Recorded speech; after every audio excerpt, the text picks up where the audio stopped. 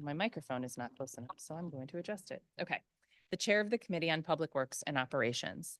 Today is Friday, June 13th, 2025, and I'm calling to order this meeting of the committee in room 123 of the Wilson Building, as well as over the Zoom platform. The time is 9:08 a.m. The topic of today's hearing is the mayor's proposed fiscal year 26 budget for the Mayor's Office of LGBTQ Affairs and the Department of For Hire Vehicles. The Office of Lesbian, Gay, Bisexual, Transgender, and Questioning Affairs advocates for programs and policies that benefit LGBTQ+ residents and connect LGBTQ+ residents with the city services they may need.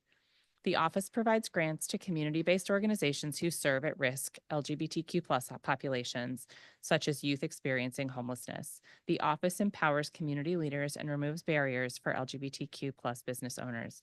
The office also hosts events and promotes bringing together the community of the district, including World Pride 2025 that was hosted here in the District of Columbia this past weekend. Congratulations, everybody. The mayor's proposed FY26 budget includes a structural change for the mayor's Office of Community Affairs and its related offices. Funding and programs previously under MOCA have been moved to 3 different clusters within the Executive Office of the Mayor: Community Partnerships, Community Relations, and Cultural Affairs. The LGBTQ Affairs Office has been transferred to the Mayor's Office of Cultural Affairs. This move also reduces their staff by 1 full-time position, going from 6 to 5, with that position moving to serve DC. Today, I'll review how these changes might affect the office, get updates on their current programs, and examine any other budget changes. My goal is to make sure the office continues to receive the funding they need to effectively serve all communities across DC. The second agency on today's agenda is the Department of For Hire Vehicles. DFHV's FY26 proposed budget does not see a lot of substantial change compared to the current fiscal year. In my perspective, that's both good news and bad news. It's important that agency operations and enforcement resources do not see a substantial hit, especially as the agency works towards implementing our new law that grants them full oversight of carriers for hire, potentially more than doubling their purview. However, not much change at DFHV also means the executive has decided to opt for the status quo on the DC School Connect program, despite more than 2 years of oversight from this committee, revealing considerable concerns related to cost, agency capacity, and overall effectiveness.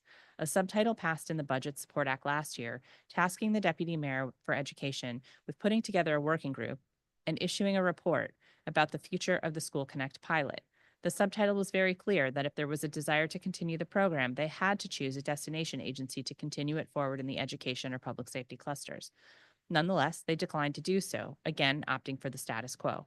A substantial number of our public witnesses today are here to testify in support of this program, which is valuable feedback, and I want to make sure that your experiences are informing how we best serve the most at-risk students, particularly in safe passage zones and in Wards 7 and 8.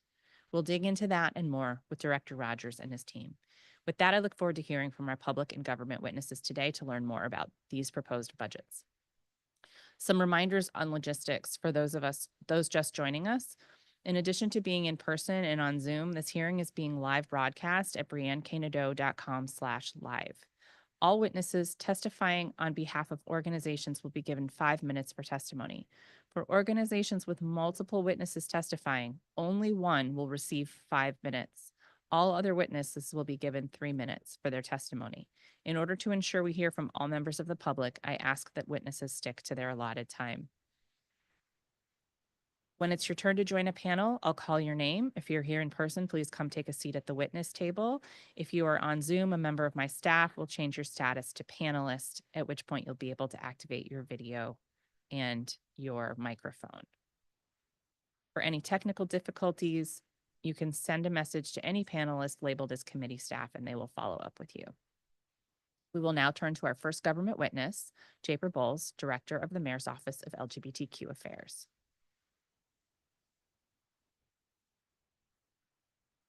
I'm going to swear everybody in, so you can just remain standing. When you're ready, raise your right hand. Thank you so much. Do you swear or affirm under penalty of perjury the testimony you are about to give to the Committee of Public Works and Operations is the truth, the whole truth, and nothing but the truth? Wonderful. Director, you may begin your testimony when you're ready.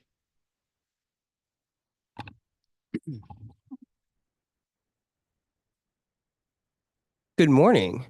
Uh, Greetings. My name is Japer Bowles, and I proudly serve as the director of the Mayor's Office of LGBTQ Affairs under the leadership of Mayor Muriel Bowser. It is an honor to testify before you today on fiscal year 2026 budget in support of the district's more than 80,000 LGBTQIA plus residents whose brilliance, resilience, and contributions continue to shape a stronger and more inclusive Washington, D.C. First, I extend my deepest gratitude to Mayor Bowser for her unwavering support and investments in the lives of our lesbian, gay, bisexual, transgender, gender nonconforming, queer, questioning, intersex, asexual, and gender expansive residents. I also want to thank this committee, our agency partners, and our community for their continued collaboration in advancing equity, access, and dignity for every LGBTQ plus person who calls DC home. The FY26 budget reflects Mayor Bowser's commitment to fiscal responsibility while advancing the priorities that matter most to DC residents. It includes significant investments in education, to prepare the next generation, in clean and safe communities that protect all residents, and in a bold growth agenda that supports inclusive economic recovery, small business development, and transformative projects, such as the redevelopment of the RFK campus, which will bring the Washington Manders back to DC, create jobs, and revitalize surrounding neighborhoods. The Mayor's Office of LGBTQ's core objectives are to ensure LGBTQI plus residents' access to district services and resources through outreach, events, advocacy, case assistance. We also expand the capacity of district agencies to deliver culturally competent services through technical assistance, training, and the facilitation of the LGBTQIA plus service coordinators. And we promote greater understanding of LGBTQIA plus communities, strengthen civic engagement, and support community-led efforts through grants and partnerships. In FY26, we look forward to continuing this work under Mayor Bowser's leadership.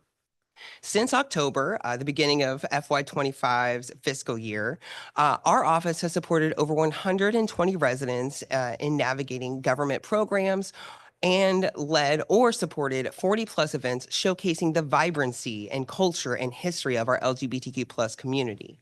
The 37th annual 17th Street High Heel Race was a historic success, featuring record-breaking racer signups, increased business participation, strong media coverage, and a safe and joyful experience for thousands.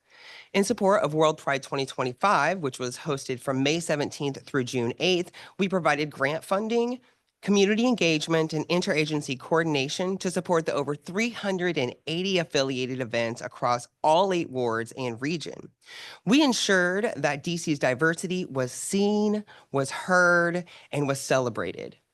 We continue to grow our digital presence, gaining over 2,500 new followers on all social media platforms since October, and we have seen an increased engagement with our newsletter, Pride in the Progress, which highlights events and resources and community stories.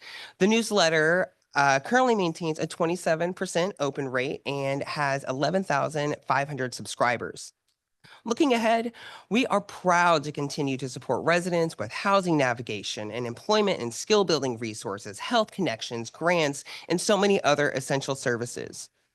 We are already planning for the 38th annual 17th Street High Heel Race scheduled for October 25th, 2025, and we are committed to applying the lessons learned from World Pride to ensure that Pride 2026, our 51st anniversary in the 51st state, is even more impactful.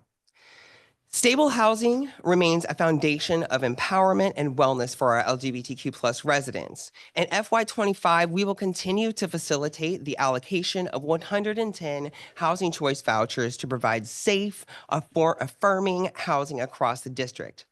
As of today, 83 residents have been successfully housed, 27 have been assigned vouchers. Of those 27, 15 are in progress, and 12 remain in referral and intake.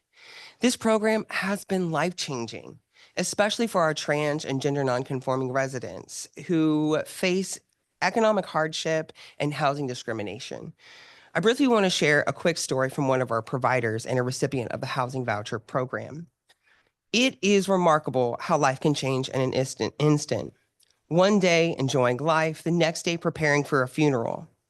In less than 3 months, I lost both my parents. I was diagnosed with rectal cancer 6 months later.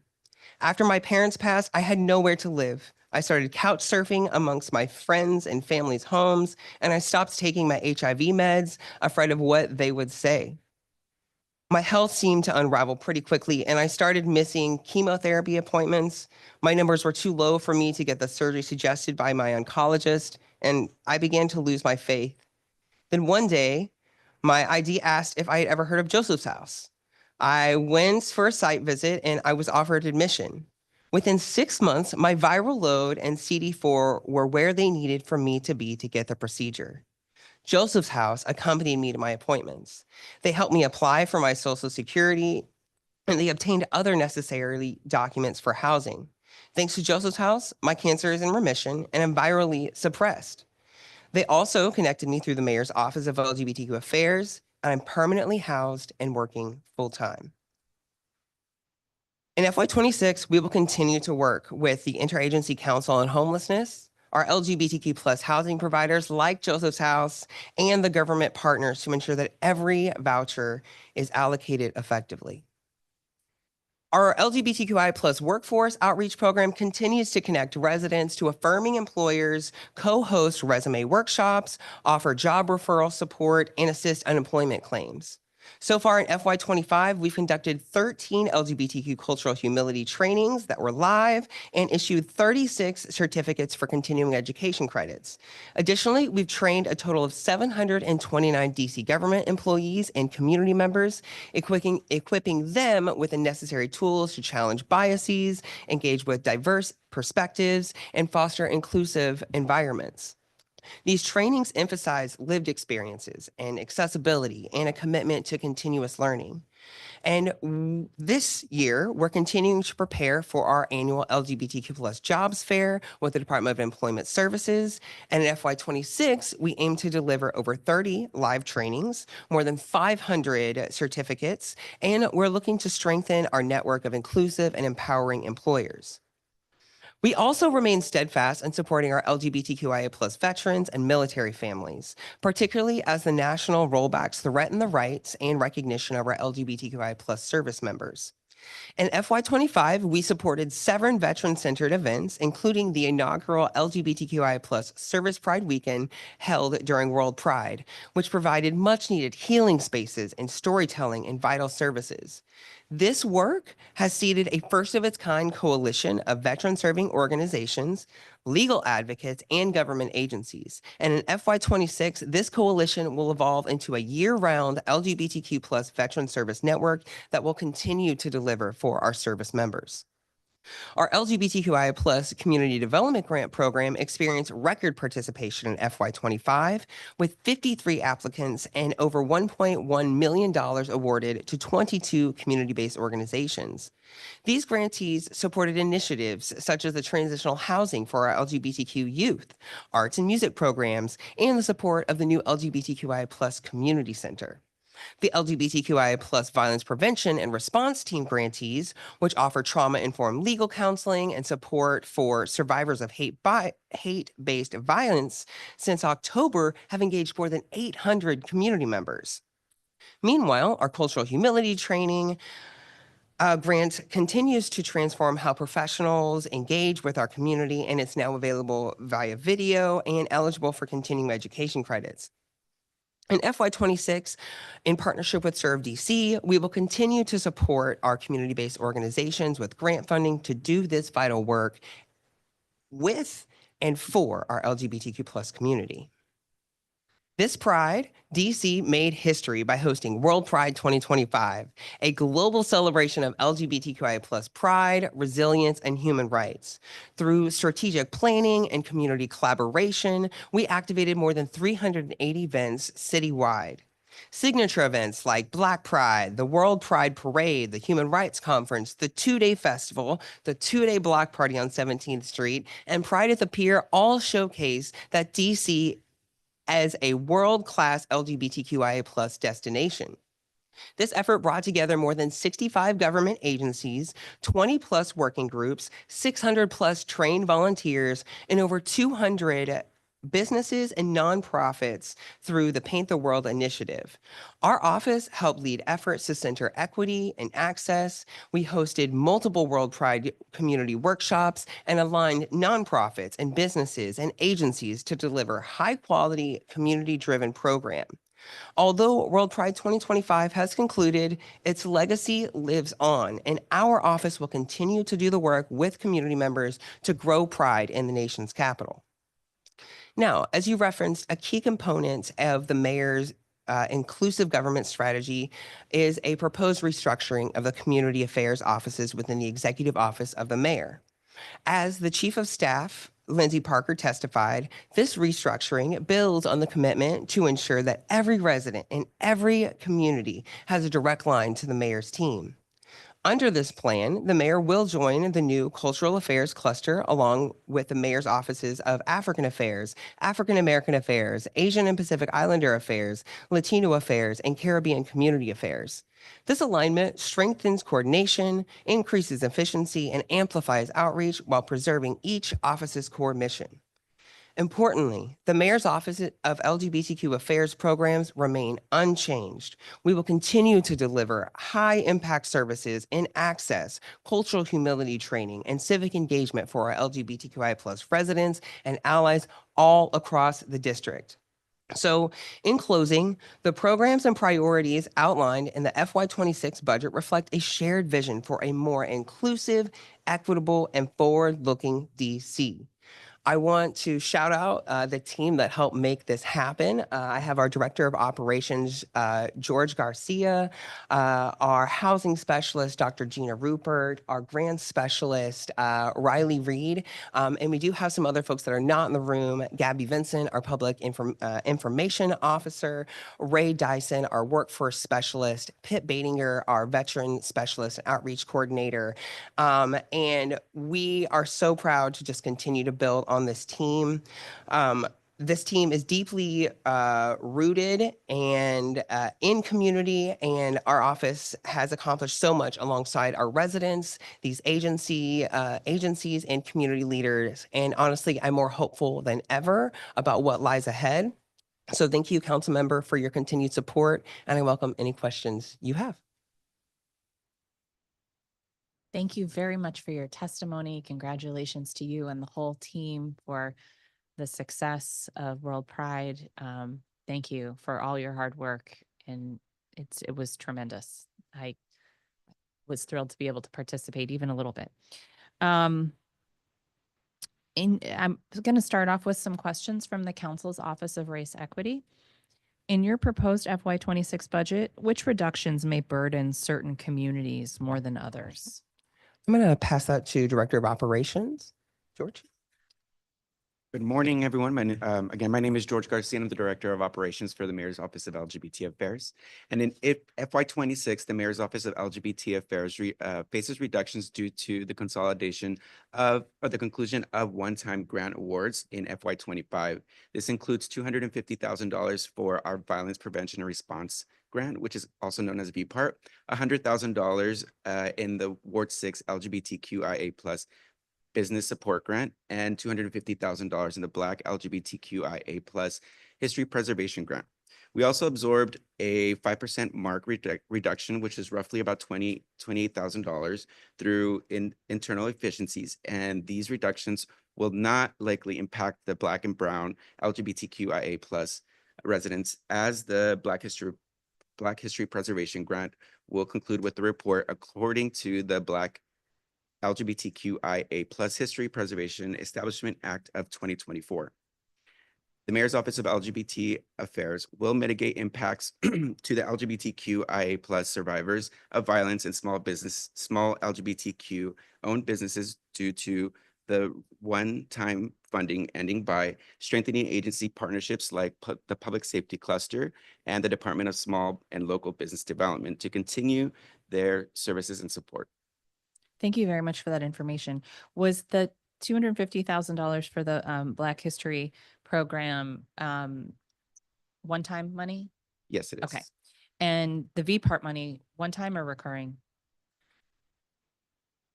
Oh, you were on. Now you're off. There you go. This was a one-time enhancement, on top of recurring funding. Okay, so it's a cut to the one-time enhancement. The one-time enhancement is one-time enhancement. The 250 was the enhancement. Correct. Okay, and then the small business grants, $100,000, was that also one time? Correct. Yes. Okay, helpful, thank you. How much of the agency's data is collected or disaggregated by race? Certainly. So our housing choice vouchers, those cases can be sorted by race. Our intake form, our cultural humility trainings do allow for participants to self-identify by race, sexual orientation, and gender identity. I will say we're also exploring additional ways to improve data collection, specifically to improve case outcomes, grant outreach, as well as trainings to impact to better address disparities amongst our community. Thank you very much. Are you able to send the committee a list of organizations that received grants this last year and how much they received? Yes, of course, we can send that over following this hearing. We'll gladly send it over. It's a quick overview. We have 36 grantees in our community development grant, B-Part, and cultural humility. And we also have 4 additional grantees in the Black History Preservation Grant for a total of 40 grantees in FY25. And we can follow up with the amounts and the program names after. Fantastic. The sooner the better. As you know, we are in a condensed budget cycle. You did touch on this a bit in your testimony, Director, but can you expand on how your office works with the Office of Veterans Affairs to support LGBTQ plus veterans? Absolutely. We work hand in hand with the Office of Veterans Affairs. Pip Badinger, as you know, is the LGBTQ veteran specialist. She is in partnership with our office. So she is in our office at least one day a week. We really are working to support our LGBTQI plus community as much as we can, especially our trans service members who are facing rollbacks. And so being able to continually provide updates, identify resources for folks to continue healthcare regimens is vitally important. And I'm very proud of the work that PIP has done and very proud of the partnership we have with Director Woodard. Thank you very much. Can you confirm how much funding remains for V part in the FY26 budget? I will get back to you on that. Okay. But I will be able to confirm that. Okay, great. In our last budget, the committee recommended that your office work with community-based organizations providing LGBTQ plus cultural competency trainings to district first responders to ensure they remain up to date with industry standards. Could you please provide the committee with an update on the reach of those trainings? Certainly. In response to the committee's recommendation, our office has partnered with MPD, FEMS, HCMA, and OUC to provide LGBTQ plus culture competency trainings tailored to first responders and housing providers. We recently updated the training module, which is now available on DCHR's platform, and also it is also eligible for 2 continuing education credits. These updates ensure that the training reflects current best practices and industry standards. We continue to work with agencies to expand our reach, track participation, and evaluate impact. The goal is to improve service quality, and community trust. Since October, we have provided 13 in-person trainings. We have issued 86 certificates for continuing education credits, and we have trained a total of 729 DC employees and community members.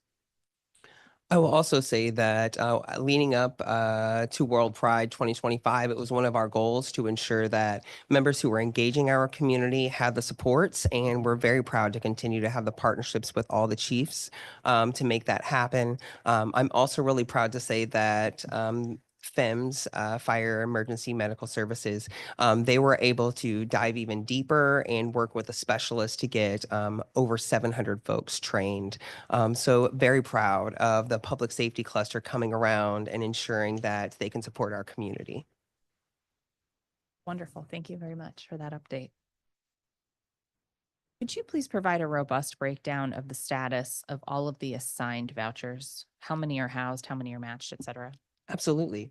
So as of the most recent update, the status of our LGBTQ housing vouchers assigned through our office, we have 83 residents that are housed. We have 4 residents that are pending lease up or looking or are awaiting a unit inspection.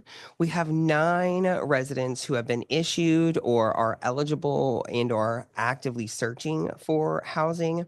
We have 2 residents that are pending, and then we have 12 residents who have paperwork completed and are essentially new referrals. So DCHA hasn't processed them yet. That brings the total number to 110. All of our vouchers are assigned or are in process, and we're going to continue to work with all the different agencies and partners as some vouchers become available due to other determinations, a person no longer needing the voucher or moving outside, so there will be more in the piggy. But constantly working with the low barrier shelter, working with the Interagency Council on Homelessness, and working with the other providers to get folks to utilize these vouchers. As you know, it is a process, so it does fluctuate, and we're proud to deliver this vital resource. Thank you very much. What impact will the proposed FTE reduction have on your office? So there will be no impact. The FTE that is lost would be relocated to serve DC in the EOM budget. More information is to come on that via errata letter, and that will be to support the EOM grant program. Which includes funds for your programs? Correct. Wonder if we're going to get the errata letter before we finish the budget. Don't have to respond to that. Are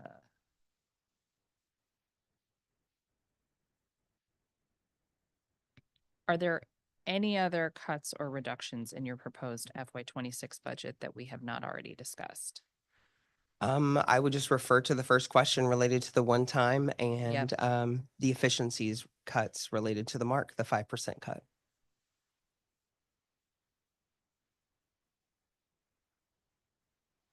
Can you please get into a little more detail on the 5% efficiency cut and what that's going to look like? Yeah, so as you are well aware, DC government, everyone is tightening up the belt, including our agency. The 5% reduction looks like, and we can have Miss Christine from OCFO speak more to this as to what they were, but it would most likely be coming from staff savings as well as potential MPS cuts, so office supplies, those types of things. No grants or staff were implicated in those cuts, and it was about $28,000, so 5%. Christine? Yes. So as Japer said, they Push your mic just a little closer if you would. Thank you. there's no impact on the grants or any FTEs. It's more the NPS, which is more of professional services. Thank you. How does this subtitle change the role and the mission of your office?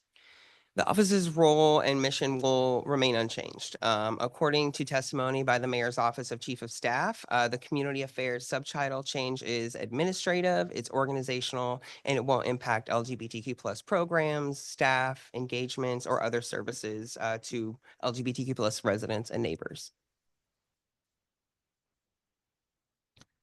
Anything else you'd like to add? Just very, very proud of our community for coming together and supporting World Pride 2025, and looking forward to continuing to deliver for our community. And I'm just so proud of the team here. So thank you for the opportunity to share about what we've done and what we're looking to do. Thank you for your testimony. Now go get some rest. Thank you. All right. So that concludes the testimony on the Mayor's Office of LGBTQ Affairs. We'll now turn to our public witnesses for the Department of For Hire Vehicles. Again, when I call your name, either seat yourself at the table or respond to your invitation to be promoted in the Zoom. Carrie Savage, Chief of Policy, PAVE. Mia White, Principal, Center City, Congress Heights. Catrice Fuller, parent leader, PAVE. Dominique Moore, parent leader, PAVE. Ty Andrews, parent leader, PAVE. Elizabeth Reddick, parent leader, PAVE. Sharn Boone Ruffin, parent leader, PAVE. Kiana Lamans, parent leader, PAVE.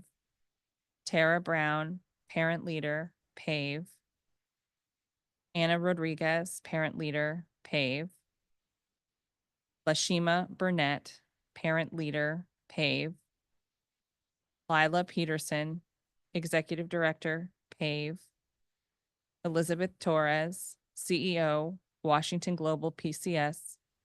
Justin Lessick, executive director, Sojourner Truth Public Charter School, and Sean Hardnett. Okay, Carrie, are you the one who's going to do the 5 minutes? Okay, so have you start, and then who's seated with you? Tara. Hi, Tara. Hi, Miss Brown. I'm going to have you go second, and then we'll go to the virtual witnesses. Does that work for everybody? Okay, very good. Go ahead. Good morning, Chairperson Nadeau, members of the committee and committee staff. My name is Carrie Savage. I'm a Ward 1 resident and the Chief of Policy at PAVE. Thank you for the opportunity to testify today on the most positively reviewed Safe Passage program from our many conversations with parents, students, and school leaders, DC School Connect. The program provides transportation to a select number of DCPS and public charter schools in Ward 7 and 8 to and from a shared stop location near students' homes. We are incredibly grateful to the mayor for maintaining the $6 million for this program in the FY26 budget, and we urge the members of this committee and the council to protect this funding. PAVE parent leaders chose Safe Passage to school as their top priority the past 2 years because too many students didn't feel safe getting to and from school each day, and that was directly impacting their attendance, mental health, and academic outcomes. DC School Connect offers a direct response to those concerns. Here's what we've heard from students, parents, and school leaders and our coalition partners about why it is needed. First, school-specific routes.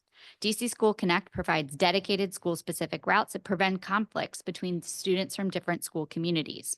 Leaders from KIPP's Wheeler campus provided an example in Ward 8 and noted they had seen a reduction in fights and behavior incidents since using DC School Connect. It's also a safe alternative to public transportation. The program protects students from witnessing or experiencing negative adult behaviors on WMATA buses or trains. This is an especially important option for students who have personally experienced physical violence or sexual trauma on the bus or train. You will hear from many families today who, unfortunately, have that experience, and they had to resort to expensive daily ride shares or make changes to their jobs so they could be available to drive their kids to school. It is also hugely beneficial for migrant students as a more secure and safe way to traveling to school in our current political climate. Finally, it's connected to improved school attendance. DC's current level of chronic absenteeism is an extreme cause for concern, hovering around 40%. In a recent article on the problem and its connection to an increase in youth crime, DC School Connect was mentioned as one tactic to address the issue, and data and anecdotes from students and school leaders show that it is a tactic that is working. Sample data from just 2 schools using the program show that DC School Connect helps more students get to school every day, get there on time, and show up more ready to learn because they were not exposed to stressful or unsafe environments on their commute. It also helps older students get to school on time more reliably when they know their younger students have a safe way to get to school. Khalil, a student at Center City Congress Heights who was featured in recent reporting on youth violence and safety, previously testified with an excellent summary of the benefits. DC Connect gets rid of the risk students getting harmed or wounded through the regular Safe Passage program by minimizing or eliminating students from having to be present in highly tense or volatile situations. The staff of DC Connect knows how to de-escalate a situation and has never made me late for school. Every day counts, and DC School Connect helps us make that count higher and higher. I also want to highlight recommendations to improve the implementation of the program. First, target students with the greatest need. We applaud the recent working group report recommendation to move away from first come, first served registration system and work in partnership with school leaders to prioritize routing students with the most significant safety risks and attendance barriers. Second, improve communication and collaboration. If school leaders partnered with the Department of For-Hire Vehicles to notify Okay. parents of route changes, collect updated addresses, and set priority lists, enrollment and route management could become even more efficient. We are very grateful for the responsive leadership of Director Rogers and are confident we can work together to improve quickly, just as they have decreased costs by almost $20 per ride per year and almost half in total in actual spend. Lastly, strategic expansion. Maintaining the program with a focus on efficiencies and prioritization of need for this year allows for continued conversation about the program structure and scope in the future as revenues and capacity increase. Eliminating the funding in FY26 would not only harm the hundreds of students who access it now, but would also dramatically balloon the cost and effort to revive the program in later years. Should we look back and realize the program's true impact on improving safety and attendance for our students with the greatest need really was necessary after all. The DC School Connect program is working for the students it reaches. There is undoubtedly room to optimize and refine its structure to better target students most in need and operate more efficiently.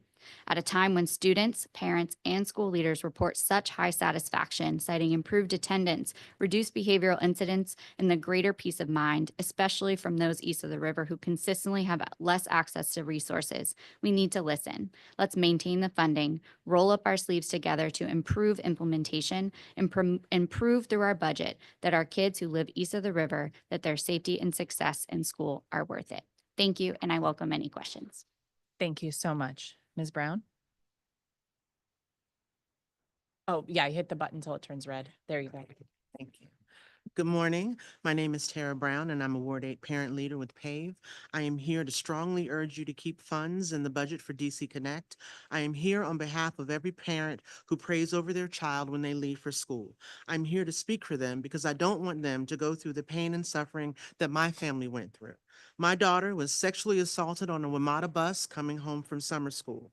And in her sophomore year, she was stalked and groomed by a grown man. She had to get a police escort to protect her at the Anacostia station.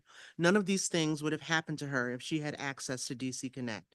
There are countless stories of children being harmed or put in harm's way during their attempts to get to and from school. Safe passage is not just a buzzword, it is a necessity. In a city that values education as much as we do, safe passage has to be taken seriously. If our kids can't make it to school without experiencing trauma and alive, what is the point of all the investments put into education? This committee, council, and the Department for Hire Vehicles is responsible for administering the DC Connect program. It is the single safest way for our children to get to and from school. It significantly reduces their exposure to predators and violence. It reduces truancy and absenteeism. It removes the fear that students and families experience on public transportation. The arguments that have been made against DC Connect are valid. Yes, $6 million is a lot of money, but education is the second largest investment in the city, second only to health and human services. In the face of children like my daughter being sexually assaulted on city buses, it is money well spent. No, the program can't serve everyone, but just like school choice that conducts a lottery to give people all over the city access to the best schools, serving some children is better than none at all, especially when we are talking about their health and well-being. If the program has limited seats, DC Connect should be aimed at the students that have the most need, not the first come, first served system that is in place now. No, there is not comprehensive data to demonstrate the effectiveness of the program. However, that is not an insurmountable problem. If this program was administered more efficiently and every available seat was utilized, the data would show an improvement in both truancy and attendance.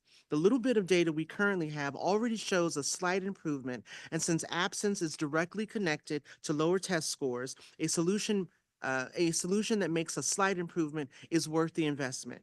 It is just a continuation of the investment that we place in our children. Yes, we have a bus driver shortage. This is not a reason to give up on the program. It is a reason to invest in solving the problem. I promise you that with some reorganization, more efficient administration, and communication with schools and families, there will no longer be a waiting list and empty seats. DC Connect has support from every family forced to put their children in harm's way just to get to school. Our paid parent priorities have some ideas on how to make the DC Connect program better. If it is embraced by this committee and council and given the proper attention, it will become the crown jewel of the Safe Passage program and a contributing factor to the reduction of absenteeism and truancy, as well as violence and trauma in our children's lives. Thank you. Thank you both for your testimony. We're going to turn now to our virtual witnesses before we do a round of questions. I see Ms. White is here. Go ahead when you're ready.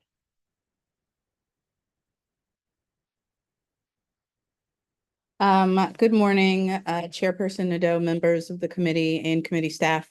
My name is Nia White, and I'm the principal of the Congress Heights campus of Center City Public Charter Schools located in Ward 8.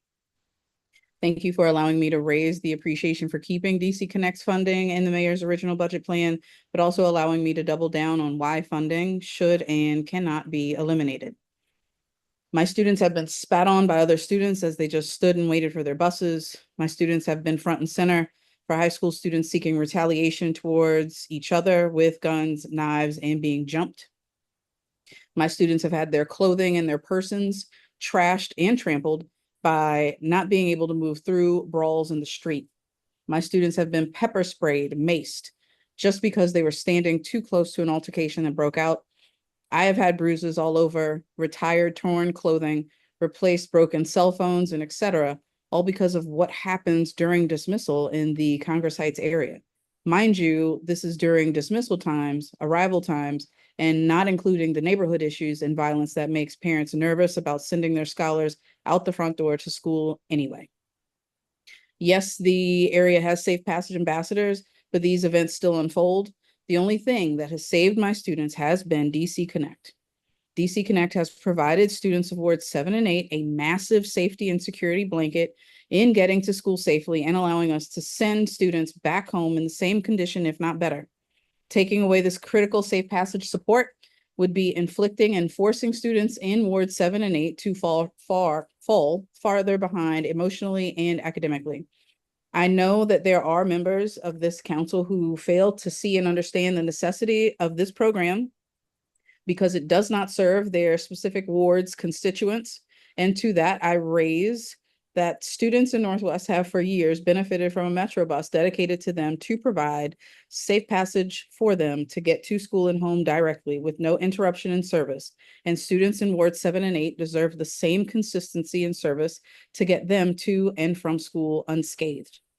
We could make this a transportation issue because of the reduced services on the W4 line, carrying over 9,000 of the city's students to and to school and home daily.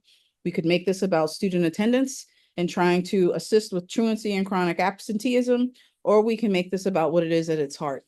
Students in Ward 7 and 8 dare not benefit from a service and an opportunity that does not benefit the rest of the city, when the rest of the city clearly does not understand how we are fighting for our students' lives with this program.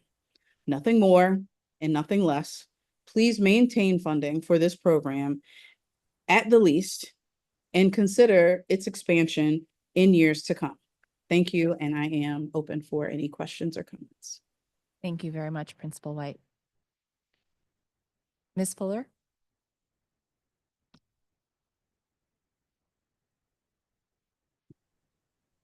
Good morning, Councilmember Nadeau and the rest of the committee. My name is Catrice Fuller. I'm a native Washingtonian and current Ward 5 resident with 4 amazing boys attending both DC Charter and DC Public Schools. I'm here today as a paid parent leader and as Chief of Family Community Engagement at Monument Academy. I started my time at Monument Academy as the school facility safety specialist, so safety is very, very important to me. I'm here to testify about the importance of protecting the funding for the DC School Connect. Simply put, DC School Connect is a program that does an amazing job of transporting students to school safely. Students who participate in the program have positive experiences as well as their families, as school leaders have seen the positive impact on their own school communities. I'm going to start off with my work hat. At Monument Academy, we have a unique pickup and drop-off schedule. Seeing as though we're a weekday boarding school, our students come on Sundays and they leave midday Friday. We are, as a school, not fully utilizing the DC School Connect program, but are in the works to get more of our students on or within that program due to a lot of the safety concerns in the Rosedale and Kingsman Park area. As Ms. Nia White spoke previously, my students have been assaulted, they have been robbed, they have been jumped by other schools, children, and other just community members, adults even, as they are trying to just matriculate to the nearest Metro bus stop or station. So a coworker and myself and other members on our leadership team, we began trying to do our best to transport our students to or from school to make sure that they get to school safely. Because with us, sometimes if a student cannot make it in on Sunday or Monday, that means we're missing them for the entire week. We spend lots of money on Ubers and Lyfts, again, because we see safety as very, very critical and important to our students. We want our kids to experience a program such as DC School Connect so that our kids can get a chance to breathe, just to be a kid, to focus on what they're at school to do, learn. This is what providing a safe route to get to school for kids does. It's for these reasons that we must protect DC School Connect. DC School Connect gives our kids from some of the populations further from opportunity in the district a safe way to get to school so they can focus on their learning, which is what I know we all want. This is what we all need. That is what our kids are more than deserving of. And as a district, we have made significant progress to improve our academic outcomes and on an upward trajectory. Ensuring our most vulnerable students can get to school ready to learn will support continued academic growth and help to close the achievement gap we see in math and literacy proficiency rates across the district. It will also directly impact the rates of chronic absenteeism and truancy we have been seeing. Many district students just have a transportation barrier, and a lot of that transportation barrier is directly tied to safety. So now it's time to put on my favorite hat as a parent. Councilmember Nadeau, mother to mother, I know that you care deeply about children, their safety, and their success. That shows in the work that you do as a council member and the way that you show up in the district. So I'm here today asking you, urging you to protect the funding for DC School Connect so that all of our babies, no matter what ward they live in, can succeed. Thank you for this opportunity to testify today, and I look forward to answering any questions you may have. Thank you so much for your testimony. We'll now hear from Dominique Moore.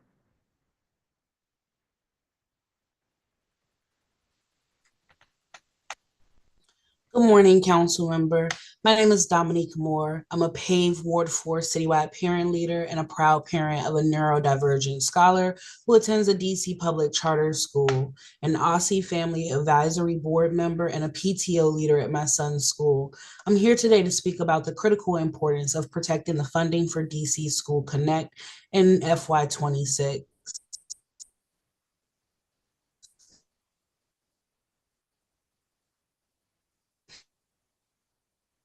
This helped me never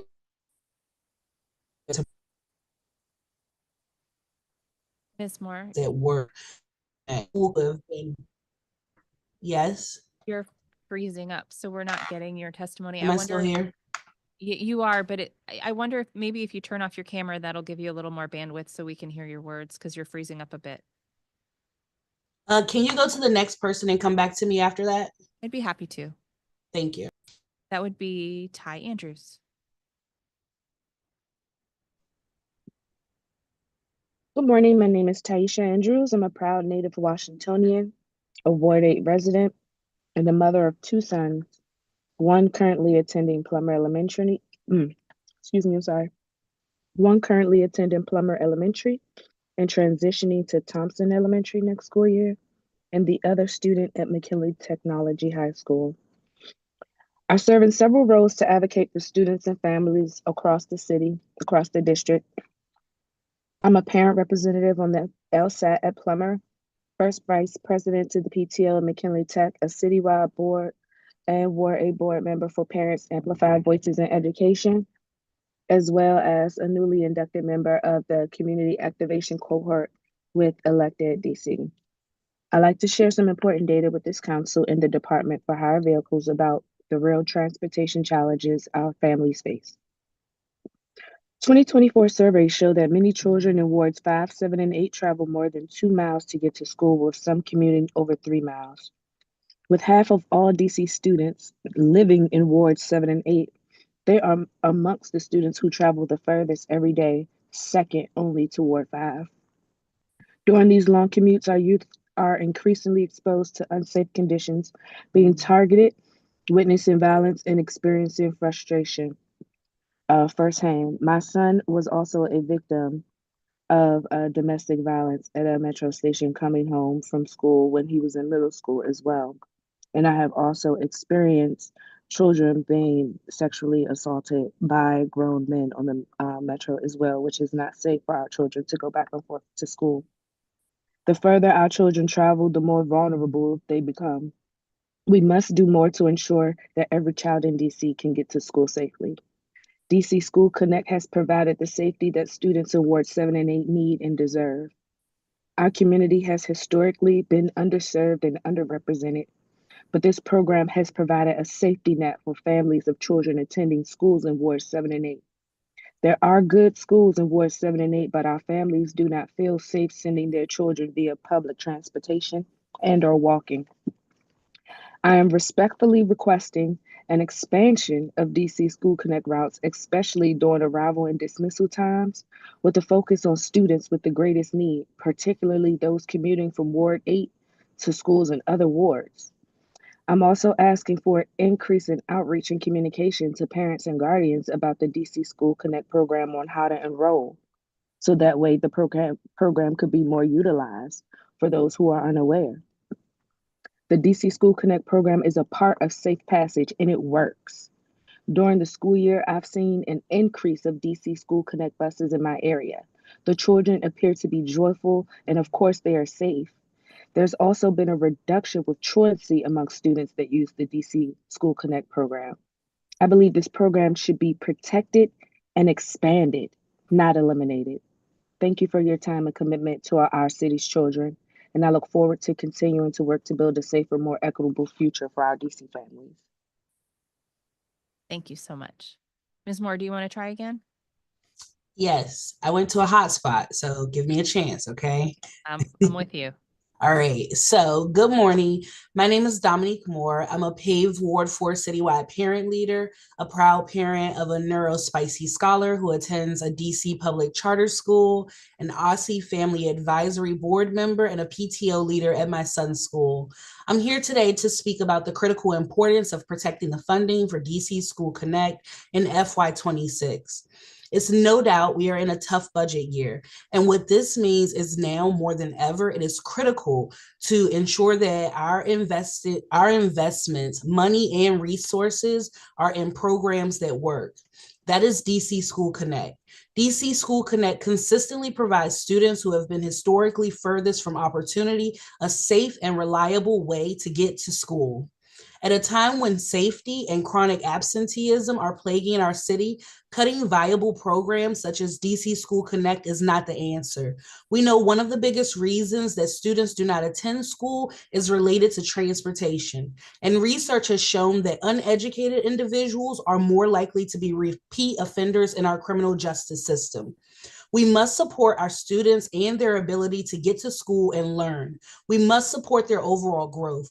We have seen the positive correlation between students enrolled in DC School Connect and increased attendance. The more our kids are in school focused on their learning, parents are able to focus on work and home. Ultimately, we are all on the same team. We all want DC students to be successful no matter where they live. So let's do that. Let's help our students be successful by giving them a safe and reliable way to go to school. We are living in unprecedented times, and our kids feel that. Let's show them that we care deeply and are invested in their success. Let's support our working families so their scholars can get to and from school safely. When are we going to stop neglecting and punishing students who already have the odds stacked against them? As a city, we have allowed public funds to support WMATA, having a dedicated bus line, D31, 32, and 33, for students going to the esteemed Deal Middle School, but want to create more barriers for marginally neglected children of DC. As a working parent, I need DC School Connect because WMATA does not work for my 10-year-old son. I have to work to support my family. We must protect funding for a DC School Connect program so it can continue to operate and hopefully expand its services to support even more families and students. Thank you for the opportunity to testify today. I look forward to answering any questions you may have. Very much for your testimony. Next is Elizabeth. You did it. Exactly. Next is Elizabeth Reddick. Good morning, council member. And committee members, my name is Elizabeth Reddick. I am a Ward 7 resident and a citywide NPL lead PAVE parent leader. I would like to acknowledge you, Chairwoman, for your support of DC School Connect up to this point.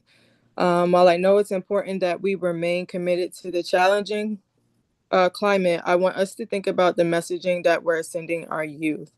It is very hard to quantify prevention, especially in real time, but I'd like us to take a look at what the data shows us.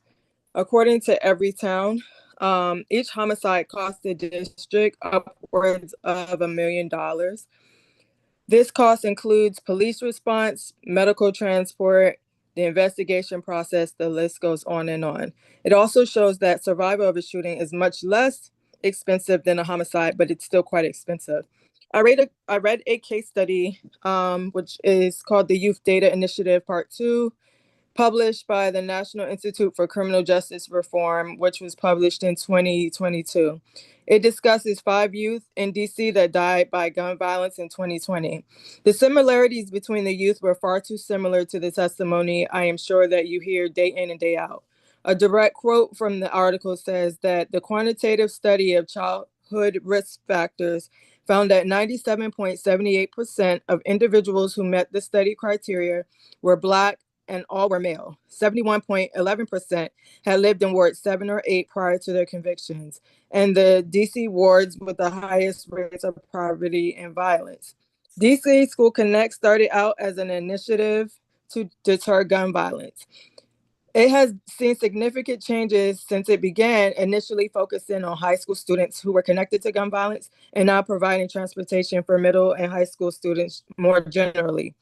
We need to think of this investment as an investment into the future of our children. We need to think of each successful arrival as a protective factor to gun violence. The children using this program may not be perpetrators or victims themselves, but I assure you that each one of them has been affected. Being affected is an adverse childhood experience, and for some of those children, DC School Connect is the protective factor that works. The YDI speaks to the family of the 5 youth that lost their lives in 2020. All 5 were involved in juvenile justice systems and CFSA. There were more than 50 referrals to CFSA, 19 substantiated cases. They were arrested more than 5 times. 4 of the 5 were arrested more than 10 times each. Each of these children came from families with multiple siblings, and 2 of those families had 10 or 2 or more. I'm sorry, 2 of them had 10 or more siblings living in their home. Basically, I'm asking you to invest in the preservation of life, and I'm asking you to protect funding for the DC School Connect. Thank you. Thank you very much for your testimony. Next, we'll hear from Sharn Boone Ruffin. Good morning, Councilmember Nadeau. I am Sean Boone Ruffin, a Ward 8 resident and a paid Ward 8 and citywide PLE board member. I am also a Dunbar High School Engineering Academy and a future Learn DC Public Charter School Academy parent. Thank you for the opportunity to testify today. I'm excited to share my perspective as both a parent and an educator on the importance of protecting funding for DC School Connect. Each day, students across the district travel to and from school. Each day, students are exposed to unsafe situations as they travel to and from school. This must stop. We must provide our students with safe passage. Providing students with a safe way to get to and from school can help to lower truancy rates, leading to increased classroom learning time and potentially leading to an increase in performance in both math and reading. If our students do not have a safe way to get to school, they may not want to go. They will lose out on a chance to develop their math and reading skills, to develop more information that is needed to even be successful in the world around them, to cultivate their passions, and ultimately they're losing out on a chance to set themselves up for the future. DC School Connect provides consistent and safe transportation for our students who have historically been furthest from opportunity. As a Ward 8 resident, I love my community deeply, and I'm committed to the success of our students. The data shows that achievement gaps persist across wards and across race, ethnicity. We must work to close these gaps so all students can be successful in the district. DC School Connect help us do that by giving kids a way to get to school in a safe and consistent manner. This lets our kids breathe. In times of rapid change, it is crucial that we continue to put our students and their success first. The DC School Connect program works. It is free for families. It can help students with absenteeism and chronic truancy. We must protect the funding for DC School Connect. I cannot take away resources from students who already are historically been denied opportunities. Let's continue to invest in our students, all students. Continue to invest in DC School Connect. The district has invested heavily and continues to invest in the education of our students. We must continue to invest in their safety as they travel to and from school so they can take advantage of these opportunities that are available to them in the school. We must protect the DC School Connect funding. Thank you for the opportunity to testify, and I look forward to continuing to work together to give our DC kids the best. Thank you for the opportunity. I'm happy to answer any questions. Thank you so much for your testimony. Ms. Lamons? Good morning, council member. My name is Quiana Lamas. I'm a paid parent leader and I live in Ward 7. All my children attend DC Public Schools. I'm here today to speak about the critical importance of protecting the funding for DC School Connect. Safe passage is the key to helping our students thrive in the district. Having a safe way to and from school each day will increase the number of students in school. This can help lower truancy. The most frequently students go to school and can focus on learning, the most likely we will see improved math and reading outcomes across the district. Safe passage is a key to ensuring our students can succeed, and DC School Connect plays a key role. In a tough budget year, I urge council to protect the funding for DC School Connect. DC School Connect provides parents with a sense of relief and peace as they know their child has a safe way to get to school without having to worry about the chaos and danger that can occur on public transportation. I believe DC School Connect has the potential to have a real impact on safe passage in the district. Schools used to be a place that kids love to go, but now school used to be a place that kids love to go, but now it is a place they are scared to go. DC School Connect can help fix that. We should be focused on trying to grow DC School Connect to serve more students in our community. I urge the council to work with the Department for Hire Vehicles to continue to fund and eventually expand DC School Connect program so that all students have a safe passage to and from school each day. Eliminating funding for DC School Connect will have a negative impact on students and families in Ward 7. We could not eliminate a program that are serving our students in Ward 7 and 8. We must support programs that protect our most vulnerable students. This includes DC School Connect. We all want the same thing for our students to succeed. So let's do that by protecting the funding for DC School Connect. Thank you for the opportunity to testify today. I look forward to answering any questions. Thank you very much for your testimony. We'll now hear from Lashima Burnett. Good morning, Councilmember Nadeau. I am Lashima Burnett. I am a Ward 8 resident and a proud mother to two amazing children. While I'm not a native Washingtonian, I've had the pleasure of living in DC for 17 years and care deeply about our students and their success. I am here today as both a member and an LGSW from CFSA to discuss the importance of protecting funding for DC School Connect. In my role as CFSA, I work closely with students and families who have been referred for chronic absenteeism truancy. A significant number of the students I work with live and go to school in Wards 7 and 8. Access to DC School Connect has been life-changing for these students. It has given many of them a way to school. I have one case where a single mother had an open heart surgery and was unable to drive her elementary school student to school. This led to the student missing a significant amount of classroom time. DC School Connect was the only way that the parent could get her child to and from school safely, as they were too young to navigate the metro all by themselves each day. It is stories like these that emphasize the importance of DC School Connect. DC School Connect isn't just offering reliable and safe transportation to and from school, it is giving our students a shot at success. Ward 8 is in unprecedented times. We do not have a council member to fight for us, for our kids, and for our needs.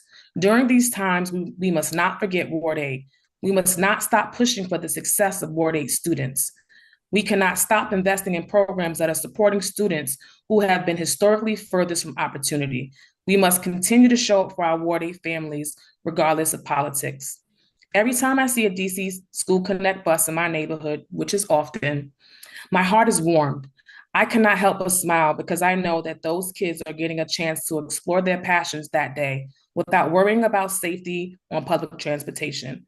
I smile because those students are getting a chance to strengthen their literacy skills, a chance to strengthen their math skills, a chance to try out something new, a chance to succeed, a chance to thrive. We must show up for our kids. We must keep them safe. We must protect funding for DC School Connect. Thank you, Councilmember Nadeau. I look forward to working with you to continue to support all families in DC. I'm happy to answer any questions you may have. Thank you very much for your testimony. Lila Peterson. Good morning, and thank you for this opportunity to testify.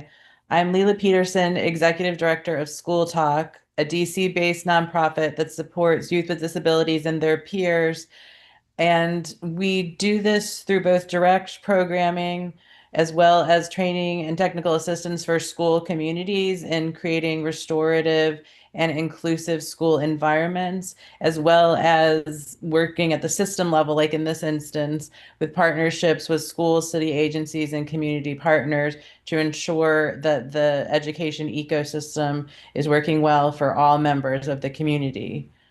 I just wanted to come today to testify in very strong support of the DC School Connect program. School Talk has worked with over 100 different schools in DC over the last 10 years to help schools create these restorative and inclusive environments.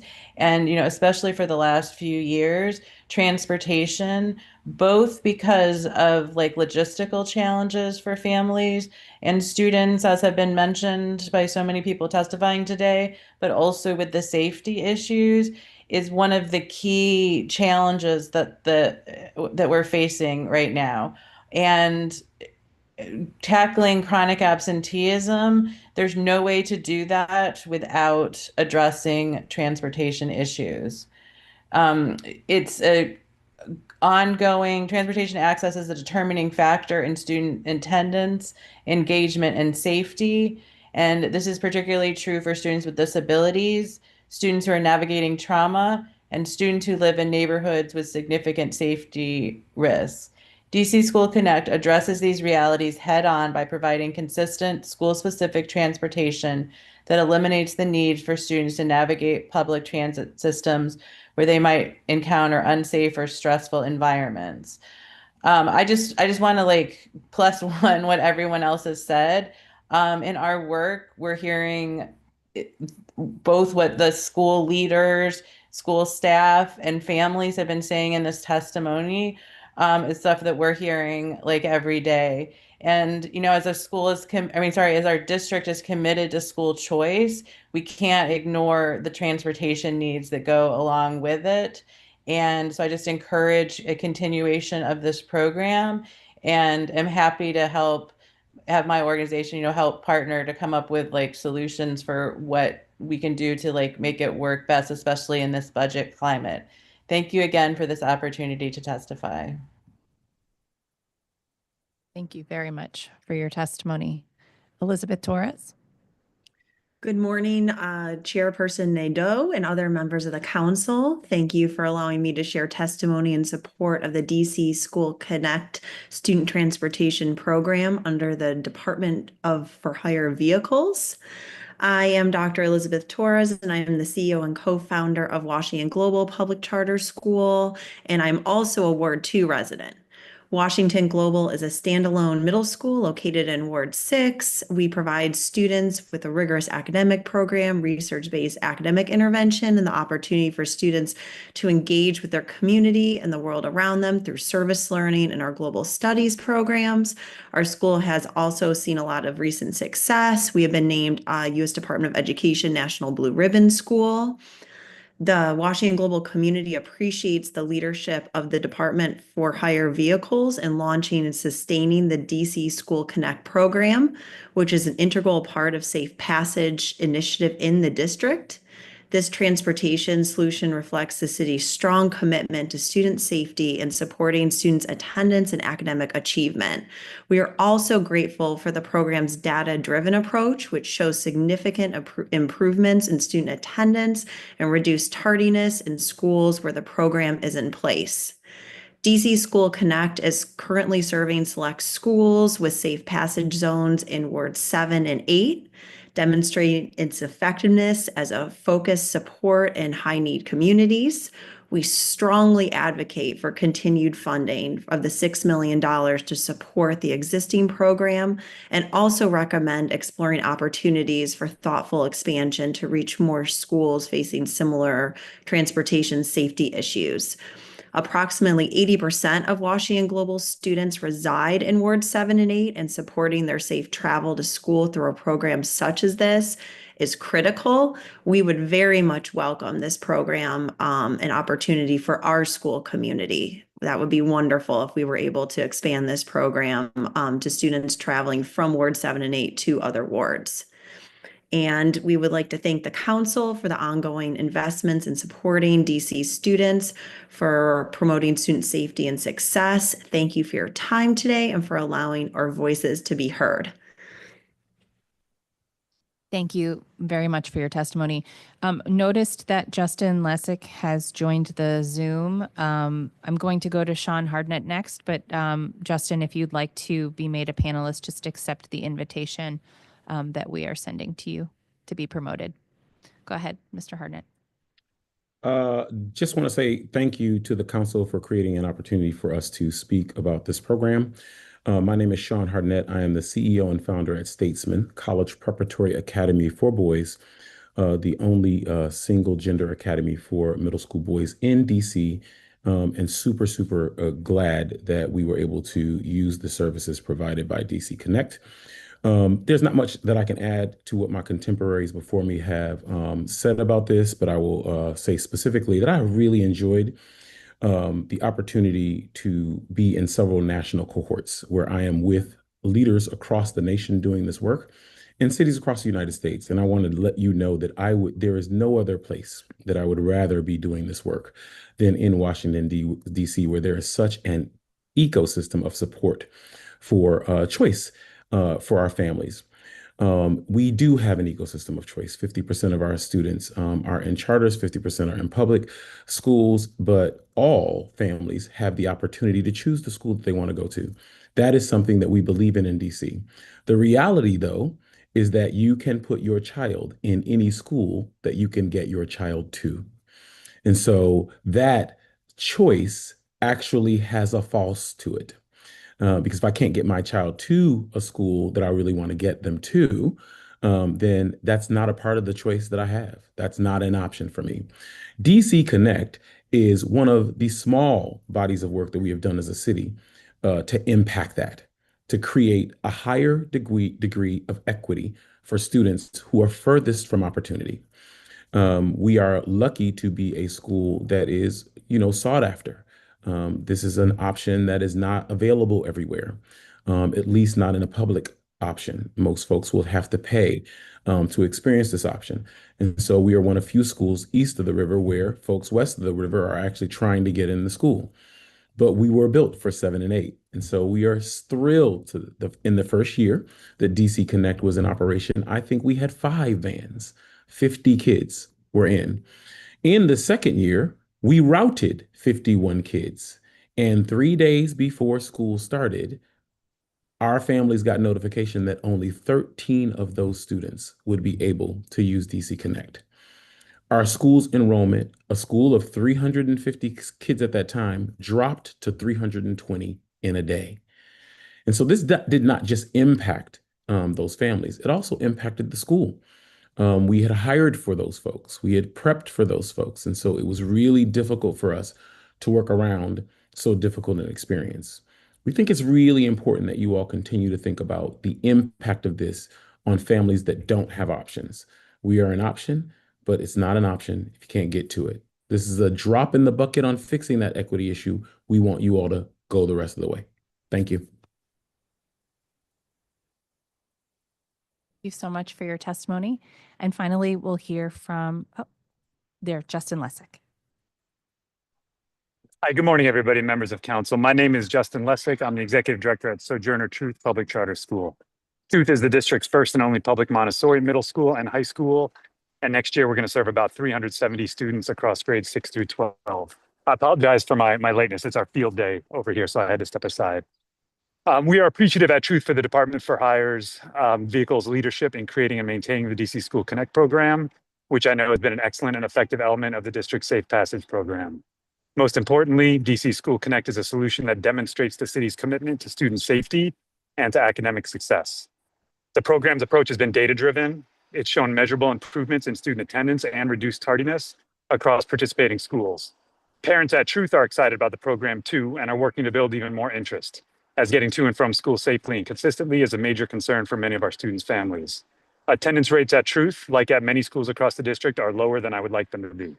Data shows, meanwhile, that students enrolled in DC School Connect show improved attendance rates and increased or decreased tardiness compared to their peers. Data also shows that these attendance gains translate directly into better academic outcomes for students. Kids and their parents consistently report positive experiences with DC School Connect.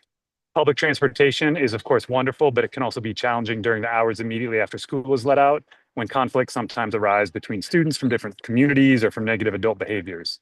DC School Connect has demonstrated consistent pickup times, and the drivers have also shown the ability to build strong relationships with the kids who ride with them. We appreciate the For Hire Vehicles attention for the DME's working group has given and its commitment to improving program equity.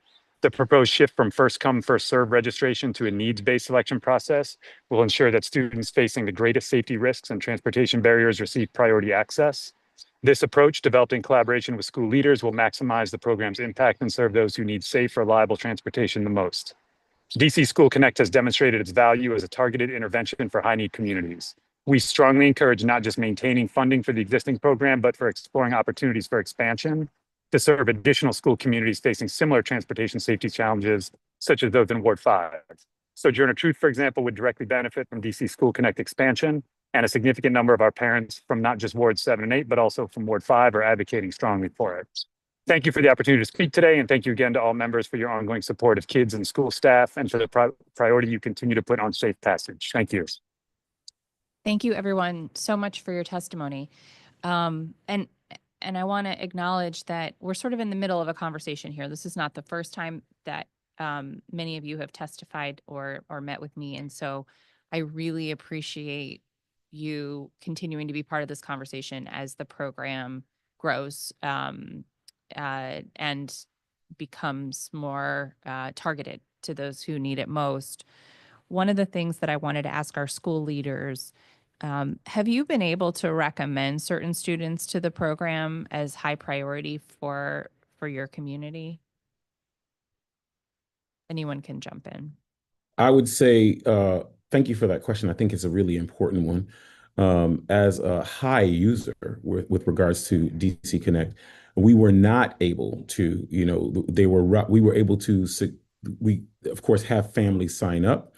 And then they routed them based on where other kids were and getting them to and from school.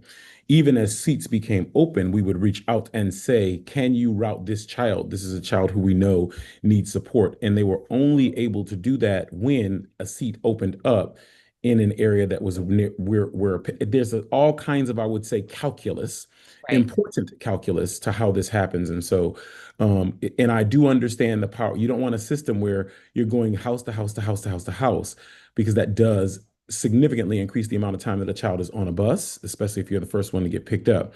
But, more options, meaning more places where kids get picked up, would certainly support that. But we were not able to directly make sure that a kid that we wanted to get support got support. And we were a part of the study. We were literally one of the schools that was a part of the study that demonstrated that this had such a positive impact. But even with that, we did not have that option. That's helpful. And I think, you know, like you said, I mean, I think I agree with everything you said. It's not surprising that that's an issue, given the way routes work, but it is a challenge in terms of making sure the students that you most need. Right. So that's something that we think at the committee that we can do some work on. So thanks. Does anybody else want to add to that? It really just, the question is really about how are we getting the highest need students into the program, and how have you been able to impact that or not? Good morning again. So to further elaborate from Sean's point, we haven't been able to directly get involved in establishing a priority.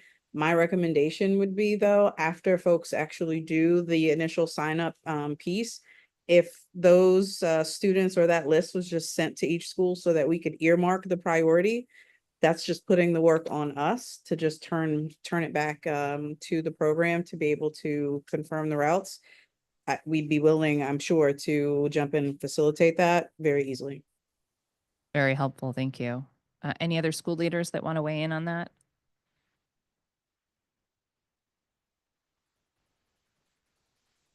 I could just quickly echo as well.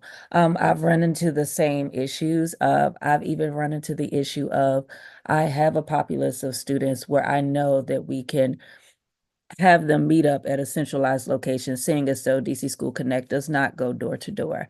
And my scholars were waitlisted. Again, these were some of my scholars who I know they come from multi-sibling families. I'm talking 7 to 9 kids, and I may have 3 of them, to help alleviate some of that barrier for the parents. Or there were 2 students specifically who had been involved in robbery and assault situations as victims at a particular metro station. And I'm like, hey, I have 13 kids who live near this metro station.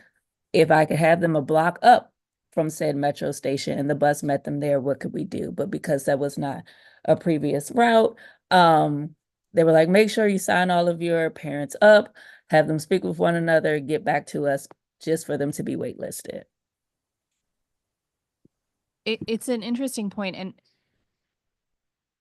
one of the things that was discussed with the study and the working group was whether funds should be given directly to LEAs to stand up the transportation.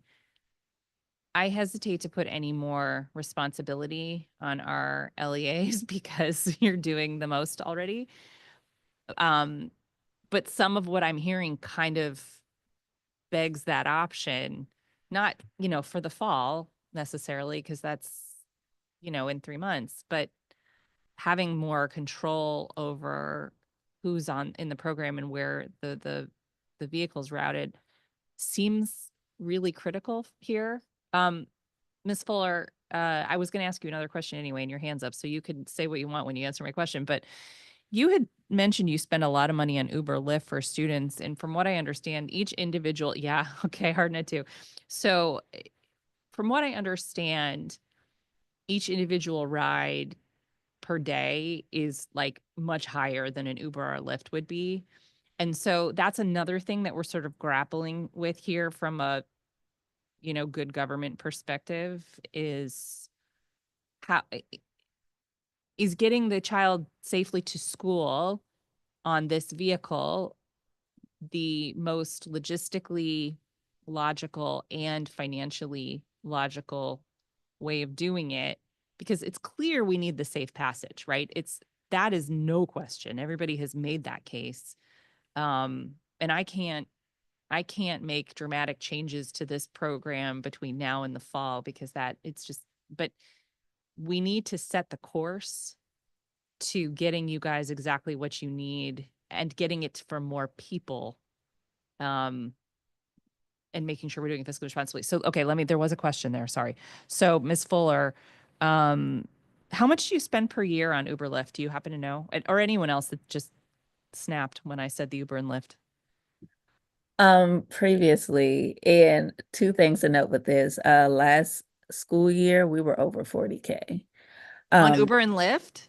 And mind you, yes, ma'am, mind you, our students come Sundays and Fridays, like are their transportation days. We don't even transport students every single day, but we just have that much of a need. The other thing to consider when it comes to Ubers and Lyft, let's say you do have multiple students that you are trying to call it Uber or Lyft for. Now that you have all these requests from one area, there's now a surcharge. The fares and prices go up. So Oh, while you're creating the demand surcharge. yes. Oh So my while on the gosh. surface, it may seems like this is a cheaper, feasible option, or it's cheaper than DC School Connect. The net actually may surpass that because of these demand surcharges.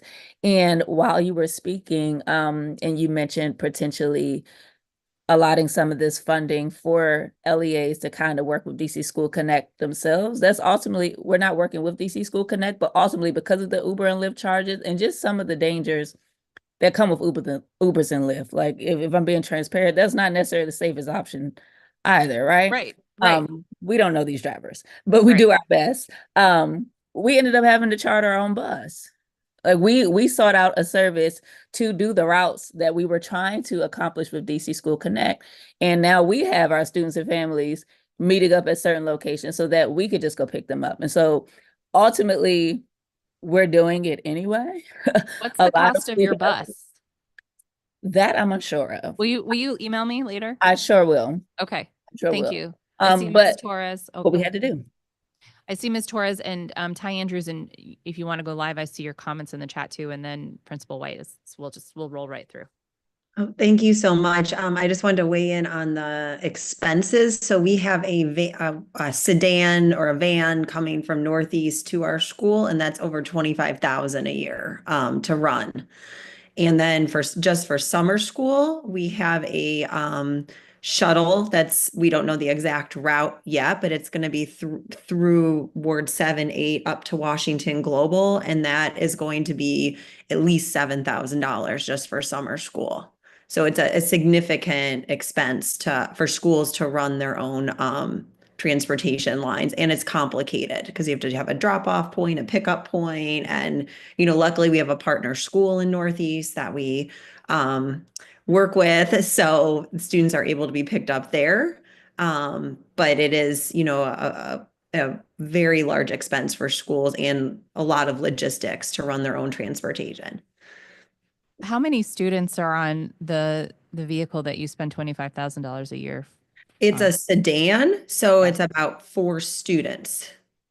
It's a extreme, and that was there is no, and I know DC School Connect doesn't, it's a Ward 7, 8 program, but there is no transportation, no metro line from the location in Northeast coming down to Washington Global. So that's the one line we run, just because there's no other option. And all of these students came from the same school in Northeast.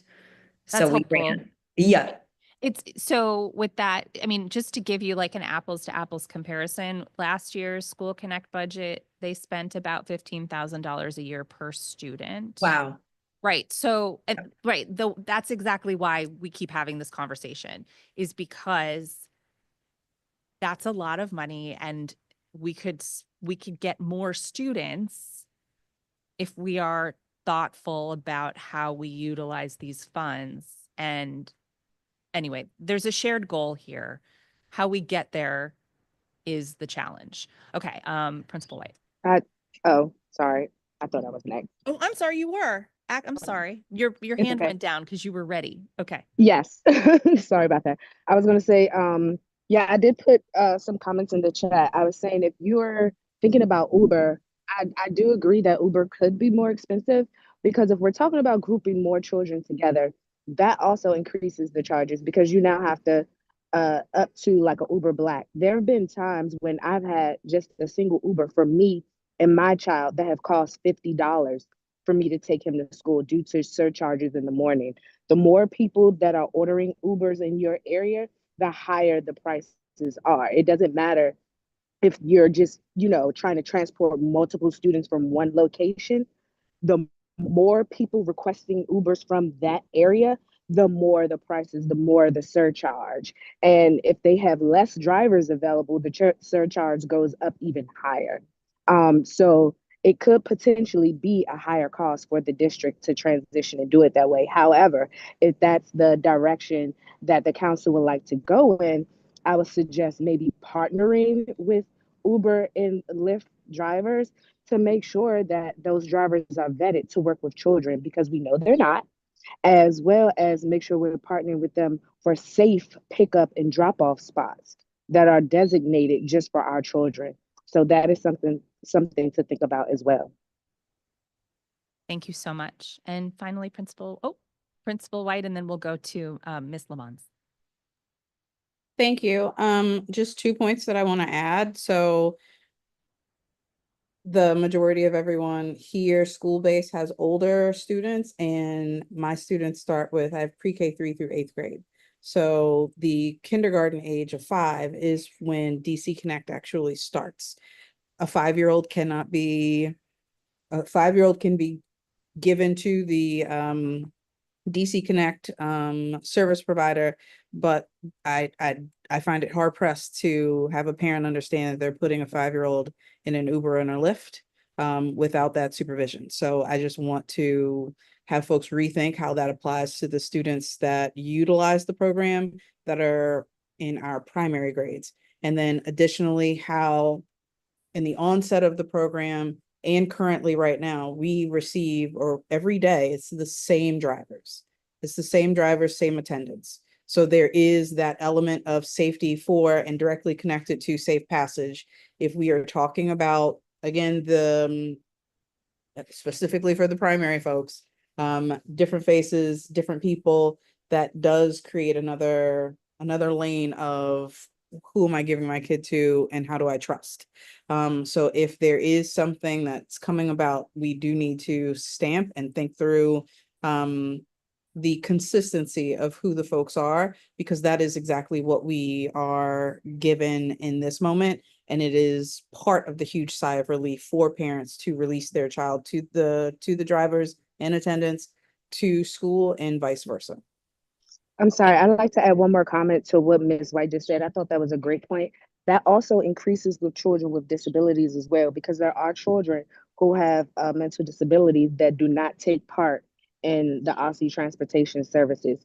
So there could be a drop in children attending school that have special needs, that their families feel unsafe sending them in an Uber with a stranger that is, again, not vetted to work with children, or that have not had training in special or mental needs. Okay, just to be clear, I'm not advocating that we put all the children in Ubers and Lyfts. I was just trying to demonstrate that the cost, sort of how that looks side by side. Understood. And and Principal White, 100% agree with the primary. The consistency is really important. I can barely get my 4-year-old to let go of my hand at the front door when I'm handing her off to her classroom teacher every morning. So, I feel that. And Ms. Lamont, did you want to go? Yes. I was agreeing with Ty and Principal White. We have to be very careful who we partner with when we transporting our children, because every company don't vet their employees. And from my experience that I experienced yesterday, my son rides the bus for OSSI, but OSSI has contracted private transportation. And my son rides this private transportation. When I got home and I got ready to put my phone on a charger, what did I found on my charger was a vape pen. And nobody in my home smokes or drink. And I immediately knew that it came from my 11-year-old son. How? Because he the only one that we shares the same charger, because we the only one that has Android. So when I questioned him, I said, "Where did you get this item from?" And I knew he didn't know what it was, because the color was the bright color it was, how it looked. It looked like, I knew he thought it was a battery bank, because I buy those for him all the time. And I asked him, I said, "Where you get it from?" He said, "I got it off the van." And I said, "Who it belonged to?" He said, "My bus attendant." I said, "Do you know what this is?" He said, well, it's the battery bank. And I said, no, it's not. This is a vape pen. And I had to explain to him that has oil weed in it. And he said, well, my bus attendant smokes it every day. He puts it in his mouth every day. This is your School Connect attendant? Yes, my son, this is a company that, Oh, this is your Aussie bus. yes. Okay. And everybody is not, I used to drive Aussie school bus. Our children would never get a hold of anything. We would never bring anything like that on our persons. And that's why we have to be careful who we contract, who we hire, because they should go through the same training as Aussie school bus drivers and attendants. And the fact that they do not have to go through that training, we putting our children in jeopardy. My child could have been dead yesterday. Thank you So for sharing that. is important. I appreciate that. Thank you for sharing that sobering experience. Yikes. Okay.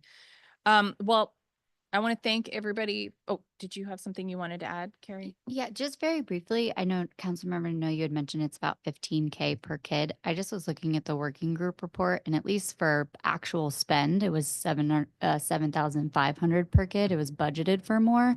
But I just want to note that in the, I think one of the things that as you mentioned, that the need for safe transportation is clear. I think we're all trying to figure out the best implementation. And so I just want to note that, like, whether it is coordination of data, working in partnership with family and school leaders, those to me are things that are not insurmountable. And so, like, and I also want to commend that while it is expensive, the cost both per ride and overall for the program has gone down year after year.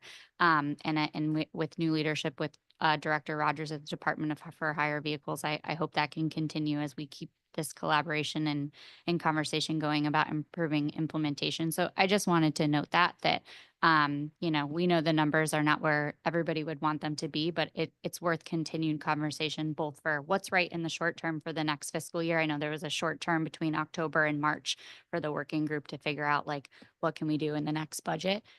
So I just hope there's continued conversation. Thank you very much. Before Yes, you, go ahead. Before you close, I tell everybody the story about my daughter, and every time I do, I relive the look on her face when she came home and how hard she hugged me and crying, and just thinking about her riding a bus with other people and nobody helped her. And the bus driver was driving, and there are strangers on the bus who didn't do anything to stop her assault. But I do it because I don't want anybody else to go through this. And as you can see, we go through this every day, all the time. There's stories like this that you're not ever going to hear. And I showed up today after dialysis because I wanted you to see my face. And you need to understand how important that program is to parents. And my daughter graduated this year. She doesn't even have to deal with this anymore. But it's so important that we protect our kids. I mean, do you know how many days my daughter missed after she was assaulted? 3, and I didn't care. But parents have to put their kids back in the same spaces that could potentially end their lives. And so I just want you to understand how important it is. Like, whatever issues there are, whatever kinks there are, I literally need you not to throw the baby out with the bathwater. We can fix it. We can figure it out. We are smart people. We can do it. So that's what I wanted to say. Thank you so much. Really appreciate that. Thank you, everybody, for taking the time to testify today.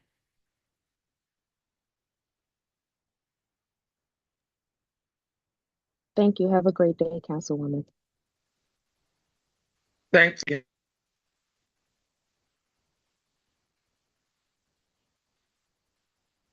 We're now going to turn to our second and final government witness, Jonathan M. Rogers, Director of the Department for Hire Vehicles.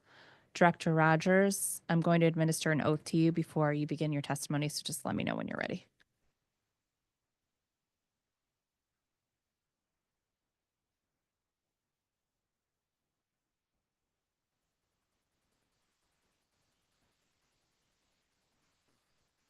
I'm ready. Okay, could you both, I'm gonna do Dory too then. Do you both raise your right hands? Yeah, okay. Do you swear or affirm under penalty of perjury the testimony you're about to give to the Committee on Public Works and Operations is the truth, the whole truth, and nothing but the truth? I do. Very good. When you're ready, you may begin.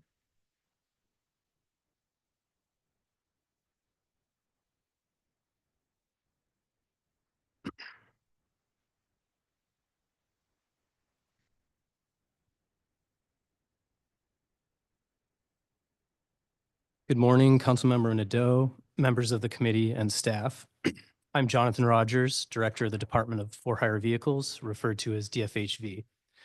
I'm joined today by my incomparable Chief of Staff, Dory Peters, and I'm pleased to participate in the Council's budget oversight process by sharing our agency's proposed budget and fiscal priorities and the role we play in Mayor Bowser's growth agenda for the district.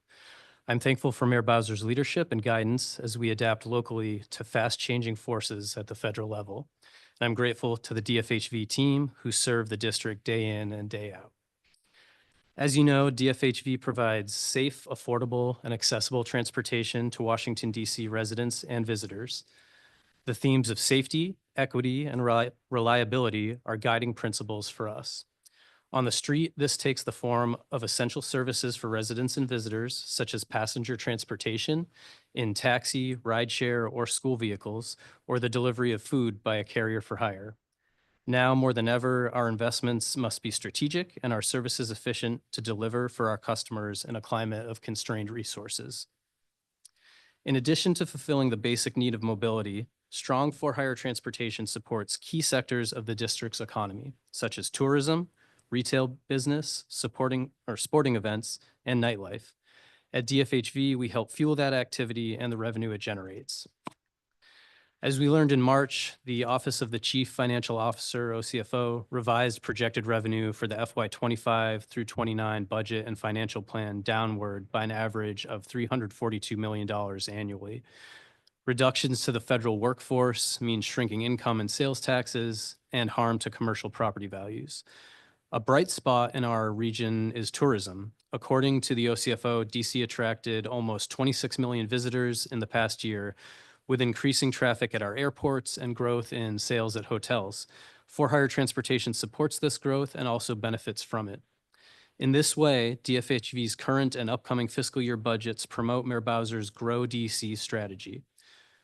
When we think about our mission to provide mobility, we look through the lens of three important questions. How does for-hire transportation, 1, keep people and families in DC or attract new residents? 2, create new economic activity to fund city services and programs? And 3, attract new businesses and create new jobs for DC residents. I will refer now to a brief slide deck that highlights where our investments respond to these questions and how we efficiently deploy our resources.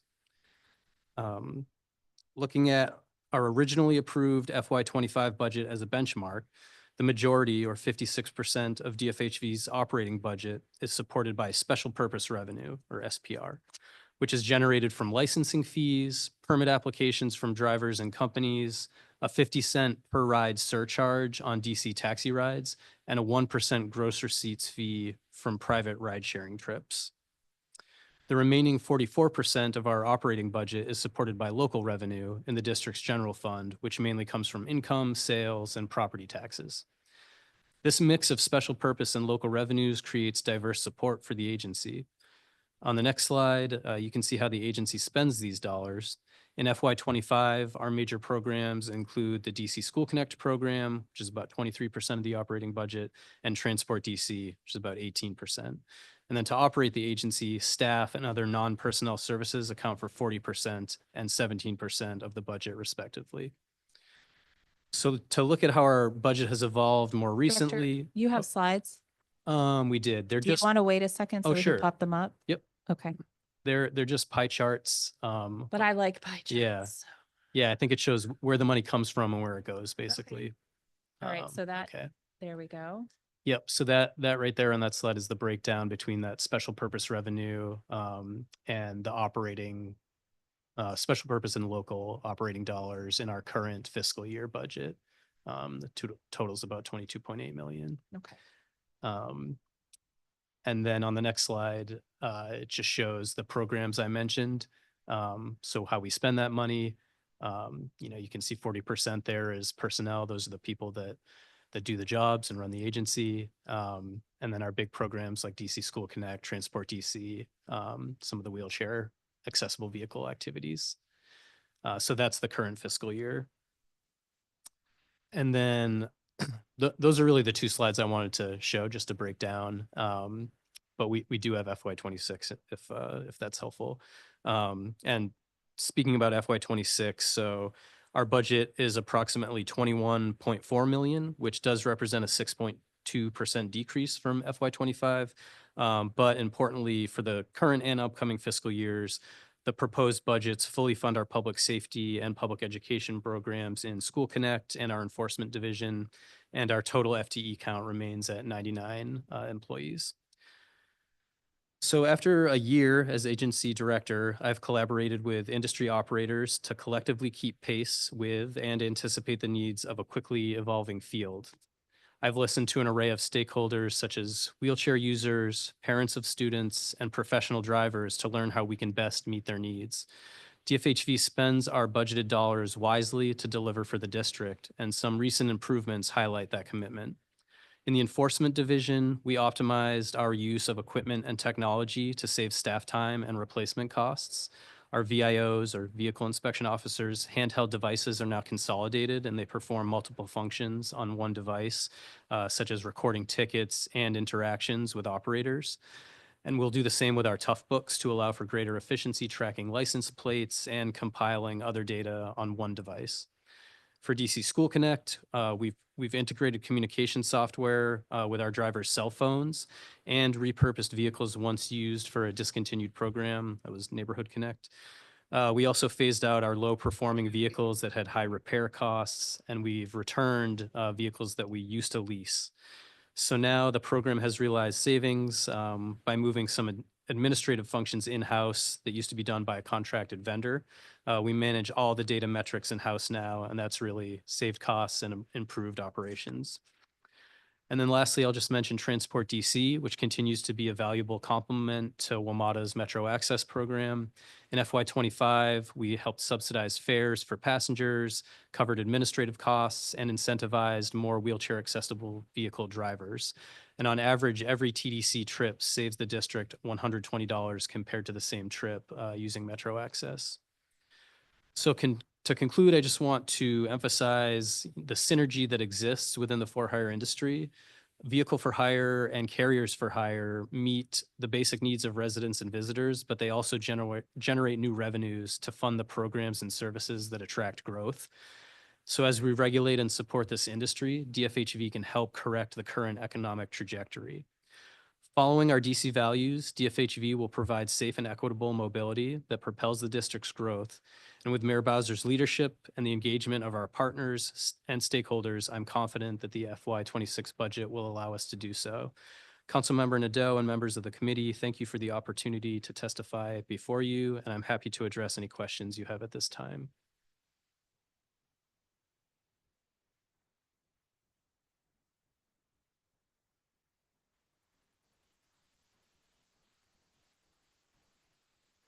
Thank you for your testimony.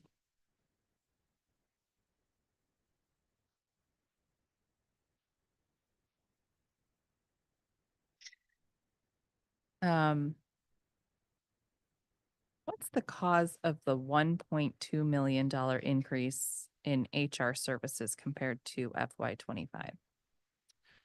So that amount and activity for HR services, that's actually an error in the transmission of the budget. And I'm told OCFO is working on it now with for the council formulation process.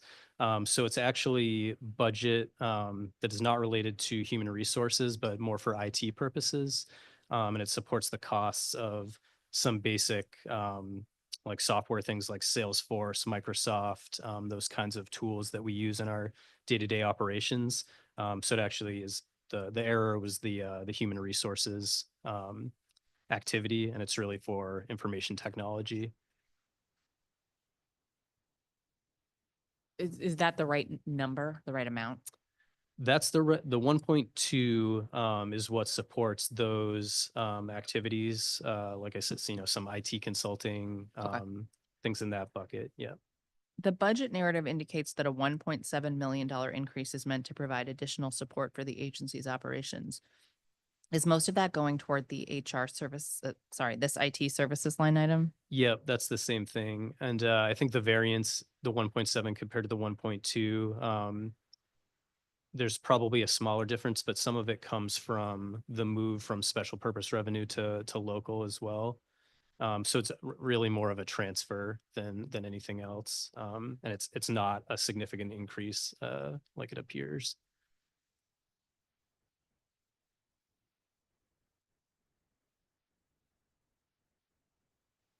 You know how much is from the SPR and versus an increase?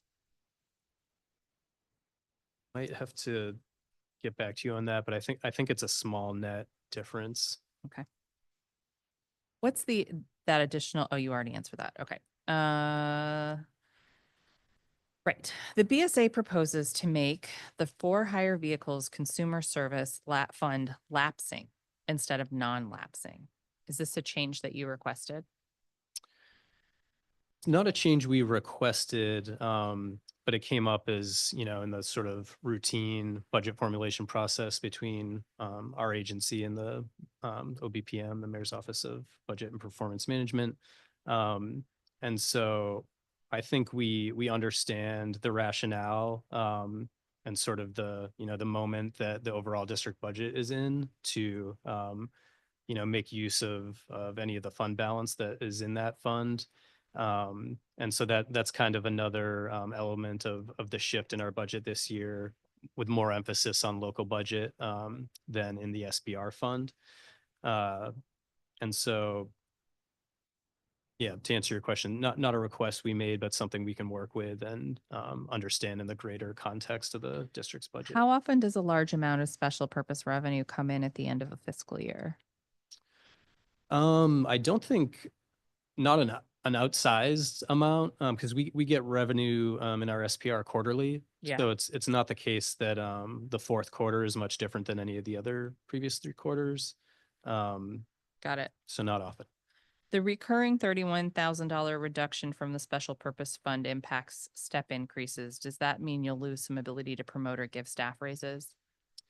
No, it shouldn't have that effect. We should be able to absorb that amount, which is not an astronomical figure. So we'll just be looking in our local budget for that instead. What impact has the hiring freeze had on the agency?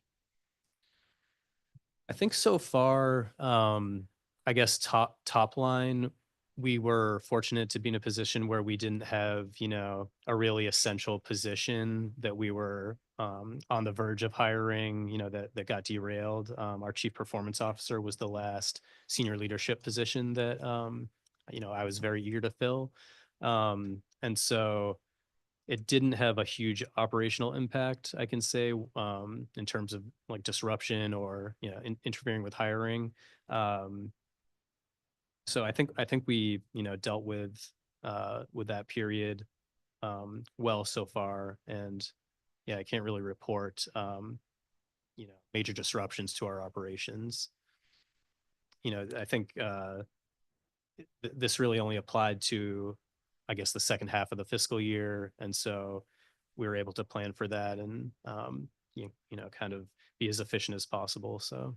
Any vacancies you've had difficulty filling before the freeze? Could you repeat that? Any vacancies you had difficulty filling before the freeze? Not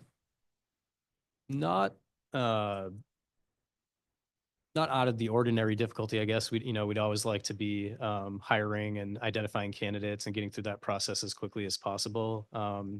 And like I said, the chief performance officer was really the big team member I wanted to fill. And we hired Kimberly Clark, who has been excellent. During the budget oversight hearing for the Mayor's Office of Veterans Affairs earlier this week, we learned the launch of the Vets Ride program application has been delayed. And MOVA stated that they have an MOU with DFHV and that the delay was related to the contracting company on the project Transco. Can you talk to me a bit about the cause of this delay and provide an updated timeline? That's actually news to me. I wasn't aware of any delay there. But that is the arrangement we have. We receive an MOU from MOVA each year to do vets rides. What's your understanding of the timeline? Well, I mean, in reality, we sort of cover, on October 1st, that the budget to operate that program is coming out of DFHV's budget before that MOU, actually, that transaction occurs. But I'm not sure what the hiccup there is. I can look into it, but we have partnerships with the taxi industry, including Transco, to do that same thing with other programs. I'm not aware of any issues in any other area, so I'll have to look into that. Okay, I'm seeing that it might be an issue just with moving that money to the MOU process. Okay. Perhaps it took longer than usual. But we do value that partnership with MOVA because I think it's an appropriate partnership where we have the capacity to help them establish that program and procure the things that need to happen. They're a small office, so. In DFHV's capacity as an industry regulator, is there something you can do to address the issue we heard earlier about schools being hit with self-inflicted TNC surge pricing when they're creating demand for students to get to school? Yeah, I hadn't thought of that in the school context. Although I'm sure, school transportation times mirror a lot of our overall rush hour, I think, in the district. And so that's kind of, I think, one of the trade-offs with ride sharing in the first place is that, their freedom to surge price. And in theory, the idea behind surge pricing is that the demand is higher. And so they're trying to incentivize more drivers on the road to meet that demand. But in order to do so, they attract drivers with potentially higher profits through the surge price. That's the theory behind it. Got it. And so I assume that's why the law is written as such.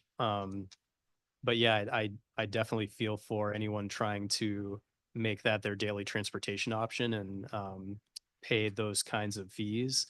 But I think it's really, yeah, I don't think it's isolated to the school transportation if that's the mode of transportation you're using. But I think it's an important question to think about. And again, one that taxis aren't going to surge price. So I know they're not available in as great of numbers. But to me, it just points out that stark difference with how, the taxi meter rate works versus what digital dispatch does. So I hadn't thought of it in the school context, but that makes sense that if there's, however many students across schools at the same time, all requesting a rideshare trip, you could see that reflected in the price. So, but I guess short answer is that the law allows for that at the moment. Thank you. But we could think about what tools are in the toolbox, I guess. What's the current DC School Connect enrollment?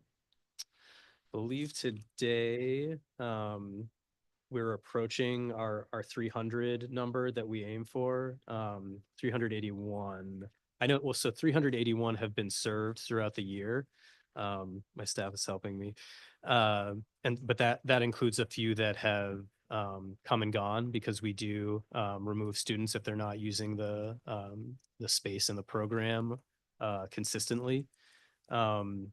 So year to date, we've served up to 381, but I think like if we were to look today, the number is just south of 300.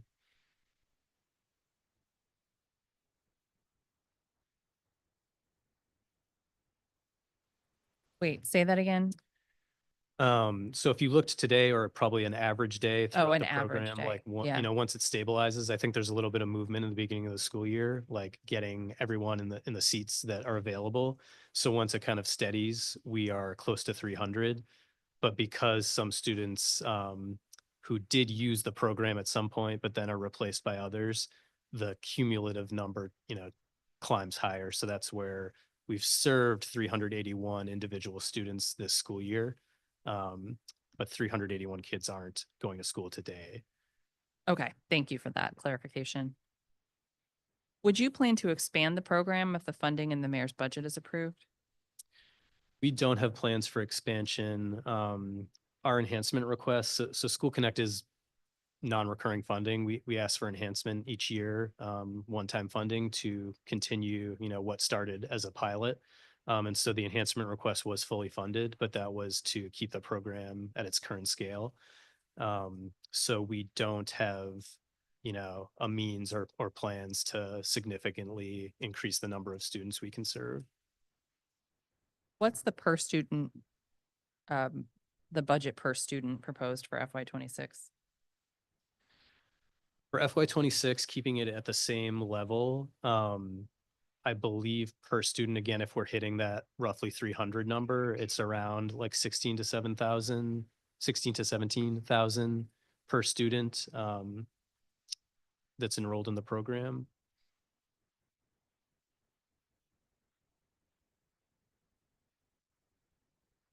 What was the total spend of School Connect for this last school year? Of that, 1 moment.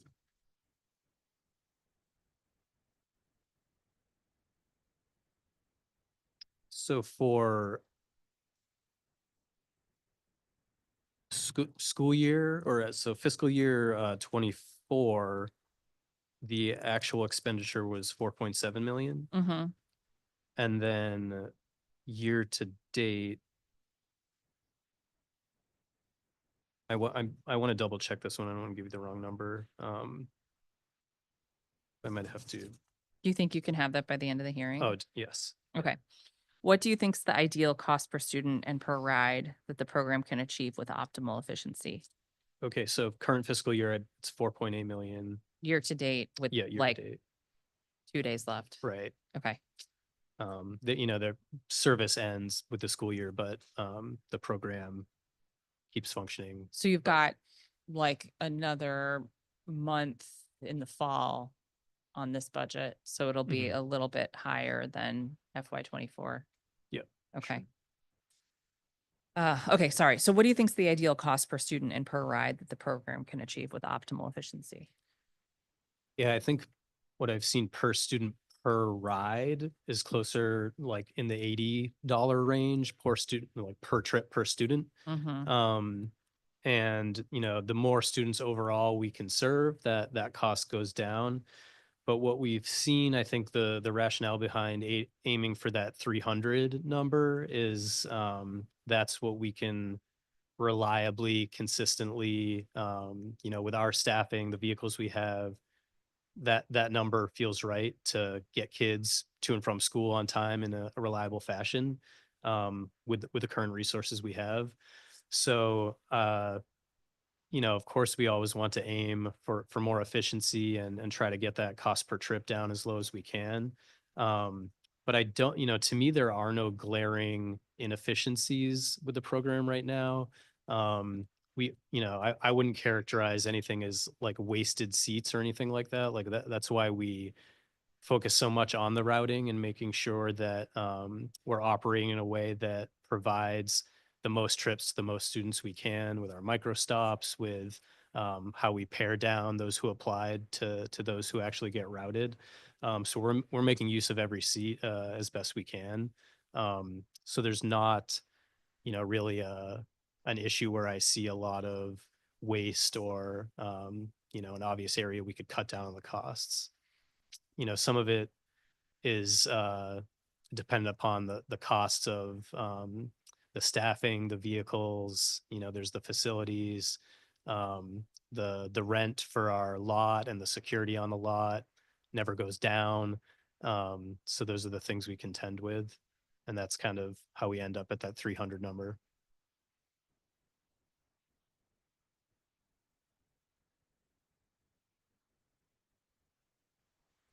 Doing some negotiating over the number of questions that I'm asking. Okay. Okay, that's helpful. So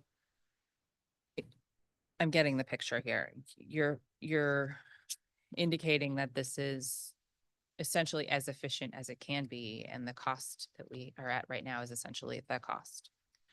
Yeah, I mean, I was listening to the testimony and thinking about what was discussed in the work group. And I think there is a little bit of a tension between, I guess you could call it quality versus quantity. And we are planning, I think we're about to reach out to schools.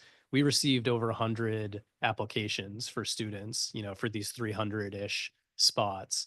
But we're taking the guidance of the working group and what I've heard here from the school leaders and the PAVE parents, that input from school leadership about prioritizing who the most needy students are.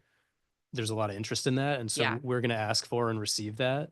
We'll do exactly what was described, notify the schools of who from their schools applied, and see what, you know, principals and school staff think of that list. And if they are able to formulate some sort of ranking or priority, we can take that into account and actually run scenarios with our bus planner software that says, okay, if we served these individual students who live at these addresses, where does that put the micro stop? And what I anticipate is, I mean, I'm almost positive that inherently that's not going to be as efficient as if we just took everyone who applied and see what the, you know, the fastest route to serve the most students would be. So, but you know, I really leave that up to the education experts, the deputy mayor for education. If we use that route or that method and say, you know, this left us with 250 students instead of 300, you know, I'm open to guidance on making that call.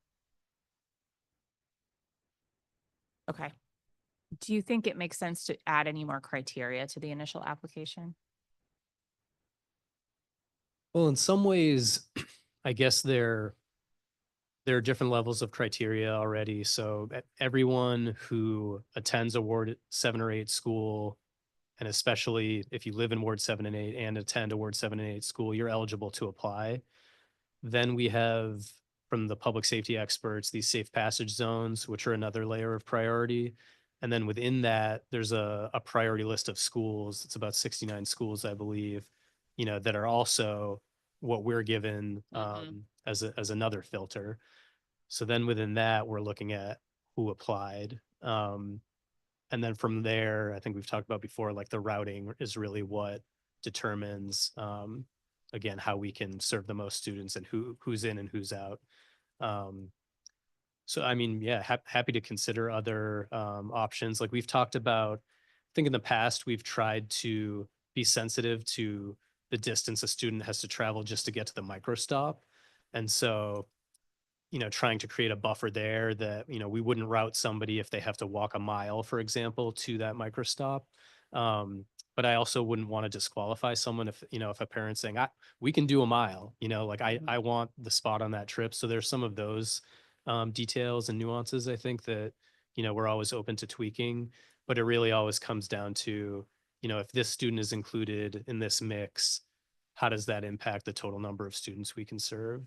Because that, you know, I took to heart what another witness said, that serving some number of students is better than none. And so I think that's really the philosophy we have too, is we're aiming for this 300.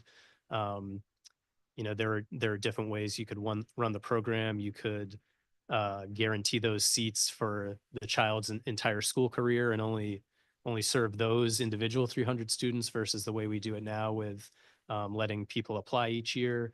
So there are definitely pros and cons to the different approaches, but I think we're aiming for serving the most students we can. How many applications did you say you received last year? It's 800. 800. Right now for the upcoming school year. Oh, okay. It's over 800. I heard that wrong. Okay. That's why I asked. Yeah. And, you know, so that's not great odds if you're applying. And I've spoken with Mr. Sean from Statesman before about this, that we don't want anyone to plan their school choice banking on School Connect, given the high demand for the program. But totally agree that, you know, a school is not really an option for you if you can't get there. So our program is focused on the safety element of the transportation piece of school attendance and all those other educational outcomes. So we're trying to do our part and, you know, run the program smoothly so that kids are picked up and dropped off on time, safely, And we've never had a serious safety incident with our program. And so I think that's kind of reflected in the demand we hear for it. One thing I didn't get to talk to the public witnesses about this time, although I have in the past, is how do they find out about the program? How are we getting to high-risk students who don't have parents proactively applying? Yeah, we tried something new this year ahead of the application window opening, where we did town halls, virtual town halls. I mean, at the end of the day, we do rely on the schools to try to inform their current, student body and families, or whoever they might be recruiting. Yeah, again, it's a little slippery slope because we don't want them promising, School Connect rides as a recruitment tool. I think Mhm. there's been confusion around that in the past, and that doesn't end up well, obviously, because it's not a guarantee. So we did a town hall with parents, and it may have served more to clarify requirements and aspects of the program more than notifying someone who had no idea the program existed. But there was a lot to clarify with how applying for the program works, like making crystal clear that you apply for the program, but just because you filled out that form doesn't mean you actually are enrolled yet. This year, we're notifying families, I believe, right after the July 4th holiday, so that people still have time to plan if they didn't get a seat in the program. And then we did a similar town hall with school staff as well and principals to again clarify any confusing elements and talk about that outreach to parents. But I think it's a really wise question, and something we can spend even more time on is just getting the word out. I think the only other side of that coin is based on the current awareness and need, we have 800 students applying for 300 spots. And so sometimes I worry about over advertising the program and sort of setting up unrealistic expectations if now 1,000 people apply and it's still 300 spots. So there's kind of It's that a good aspect. point, and it's meant to be a truancy reduction program, right? So one of the questions that I wanted to ask about is, what's the average truancy rate of a DC School Connect participant, and what's the average reduction in absences? That I mean, from my perspective, we're focused on violence reduction first and foremost, and that's obviously going to correlate with better attendance. And so most of our metrics we're looking at are getting those kids safely to and from the school building, or even some after school activities in some cases, more so than receiving individual data on students for their like overall school attendance. Because there's other factors that could, in theory, we could get a student to the door and hand them off, and there could be attendance issues after that point. So we actually would defer to the education agencies. I don't have data offhand on the average attendance rate or improvement. We know anecdotally that attendance is strong. That's what we hear from the schools overall with our School Connect students. But we haven't sort of studied at DFHV anyway the direct link from. It doesn't seem like anybody is. We did an entire study on this and we still don't have the data. I might just be unaware of it. I mean, it wasn't in the report. DME hasn't provided it. Someone needs to be collecting this information so we can understand the impact the program is having if we're going to keep funding it at $5 million a year. How many, all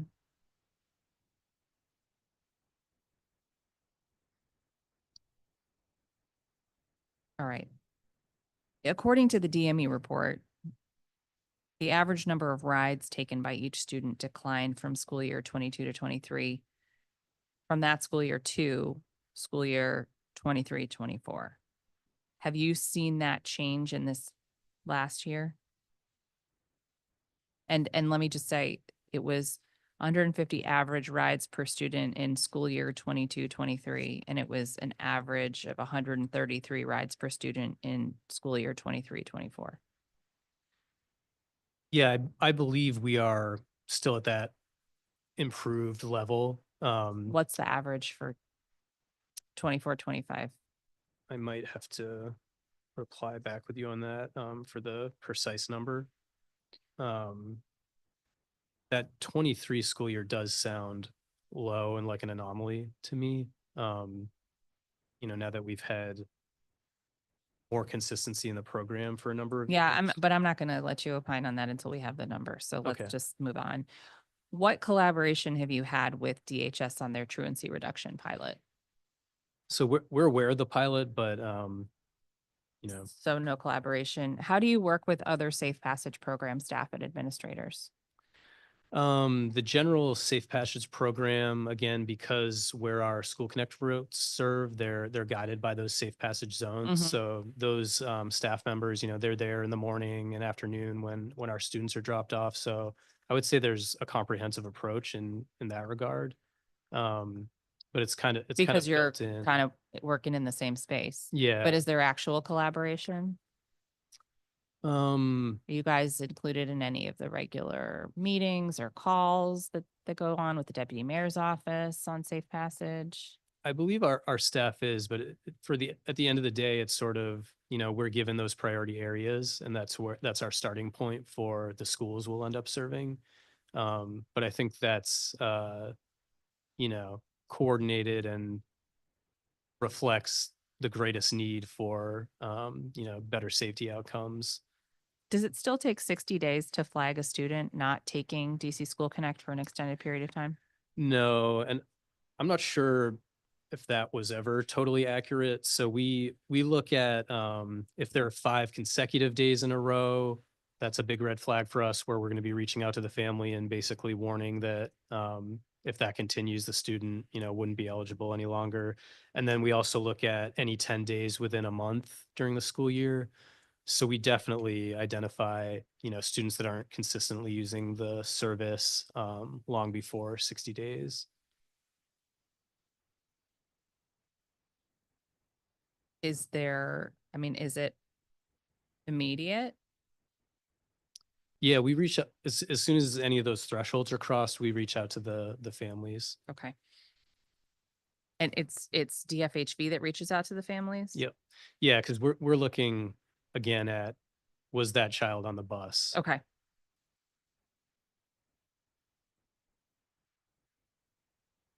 So it's not the same process as, say, like the Ed Neglect hotline that the school would use? No, we wouldn't even be asking the school because our drivers in our software, they're tracking which student got on and off each day, and so we pretty much in real time see if a student didn't attend and didn't ride with us at any given day. So it's just a communication between your staff and the families. There's no other agencies looped in or involved. Well, to notify them, Yeah. that your student wasn't present, and these, reminder of our policies you agreed to for what attendance is supposed to look like. There's definitely a warning, before a student's removed, but once to the point of not wasting a seat, if the attendance isn't consistent, then we act. I get it. And obviously, we've just been talking about efficiencies and resource management, but this is a missed opportunity, because if you're basically the front lines here, right? The school should also be noticing if the student is not arriving, but I think we're missing one other chance to get ahead of attendance issues or some other issue that's happening at home where a social services agency could be engaged. So it seems like that policy needs to be examined to ensure that the full wraparound is occurring, not just a resource management response. Yeah, I can commit to doing that. I know sometimes, students do end up at school when they didn't, for whatever reason, they didn't need School Connect that day. Sure. Yeah. But there should be a way for parents to communicate that, perhaps, so that you don't have to queue up a full response, but okay.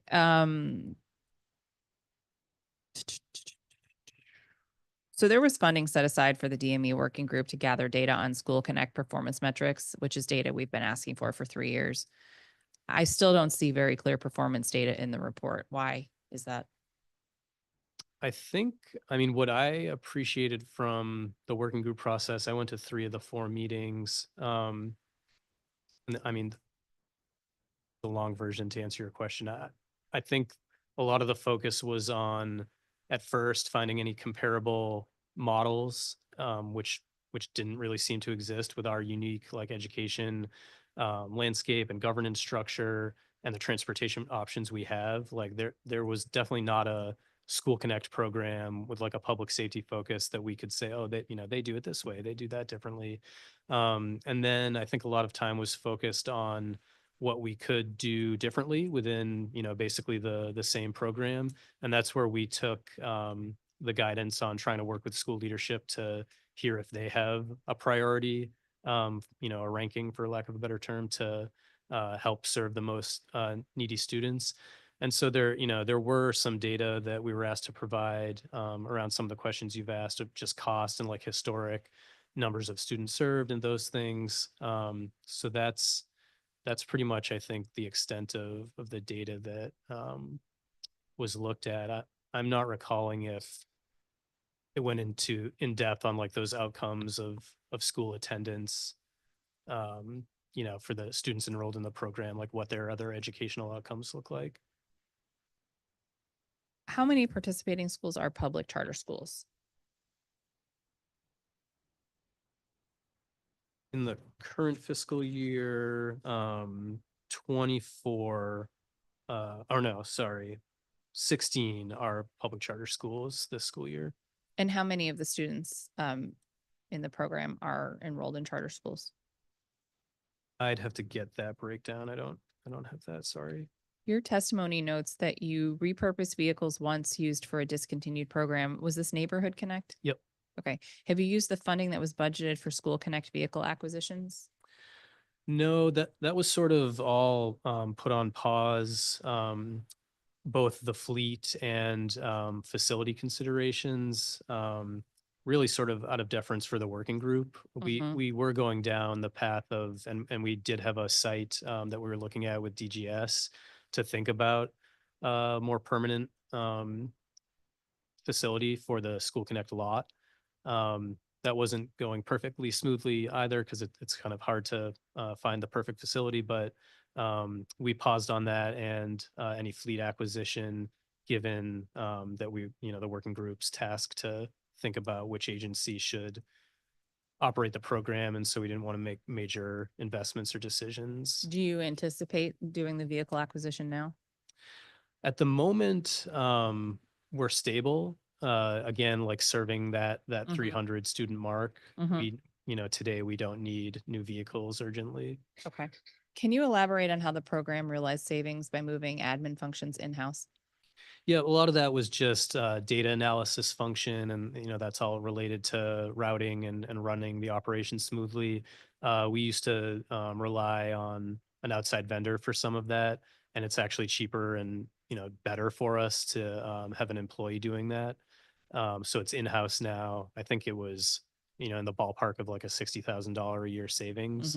Not relying on a redundant software that wasn't even like fully in our control. So that's an improvement we've made. So 1 FTE. Yep. Okay.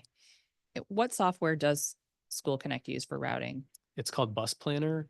That's actually, we have it now, but it'll be the upcoming school year will be the first year we've totally depended on that, which again consolidates a lot, but I think it has a lot more user-friendly features for the schools and parents.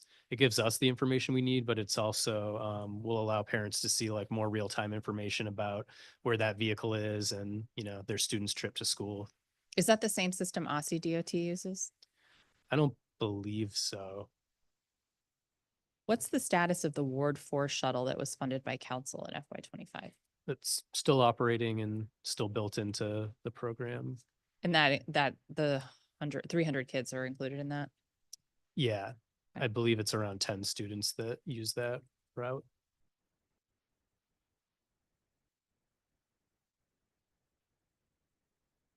All right. Can you talk about what other preparation you've done to implement the carrier for hire law since we last discussed this at Performance Oversight? Sure.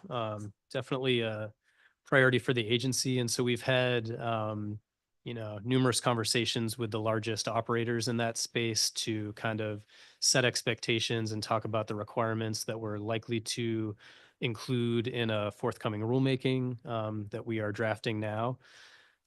So that covers lots of details, but I think most importantly, we'll establish a registration process for the companies.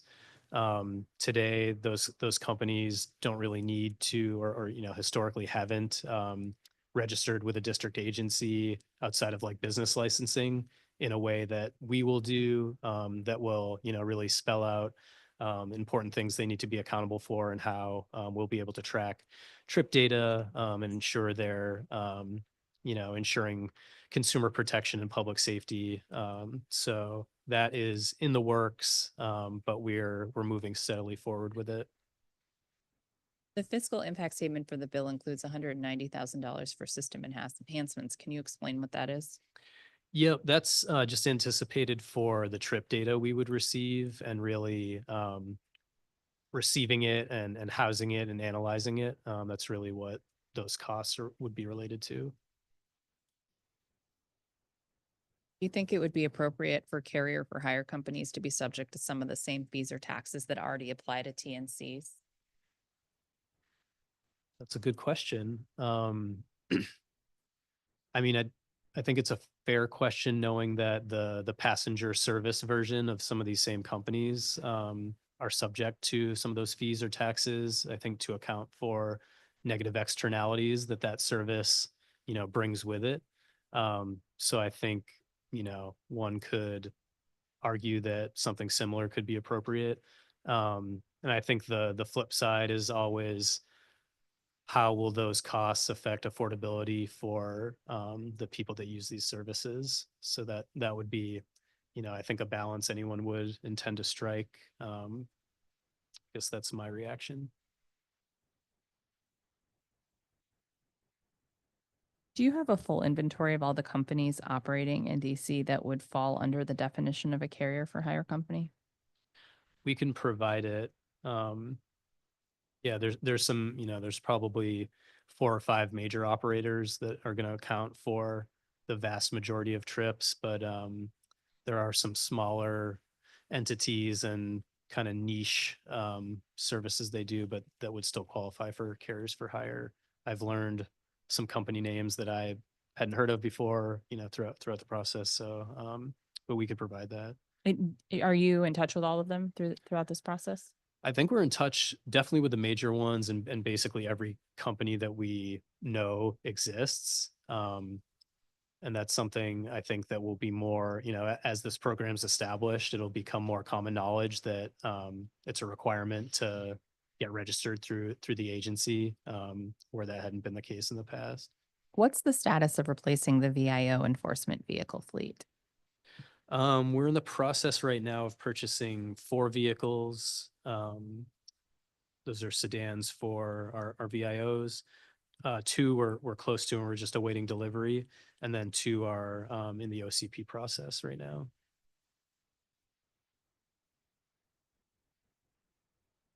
No freezes on those? No. Those I think were covered in our waiver requests. What impact does the capital budget change have on your operation? Not a significant one, luckily. I think FY26 is the allotment that was reduced, but the overall 6-year CIP kind of preserves our consistent. I think it's around like 44,000 each fiscal year to steadily replace vehicles as they're aging.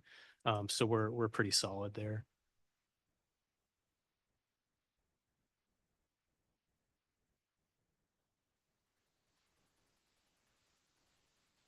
Have you considered whether motorcycles or other more nimble enforcement vehicles might be helpful as you scale up enforcement of delivery services?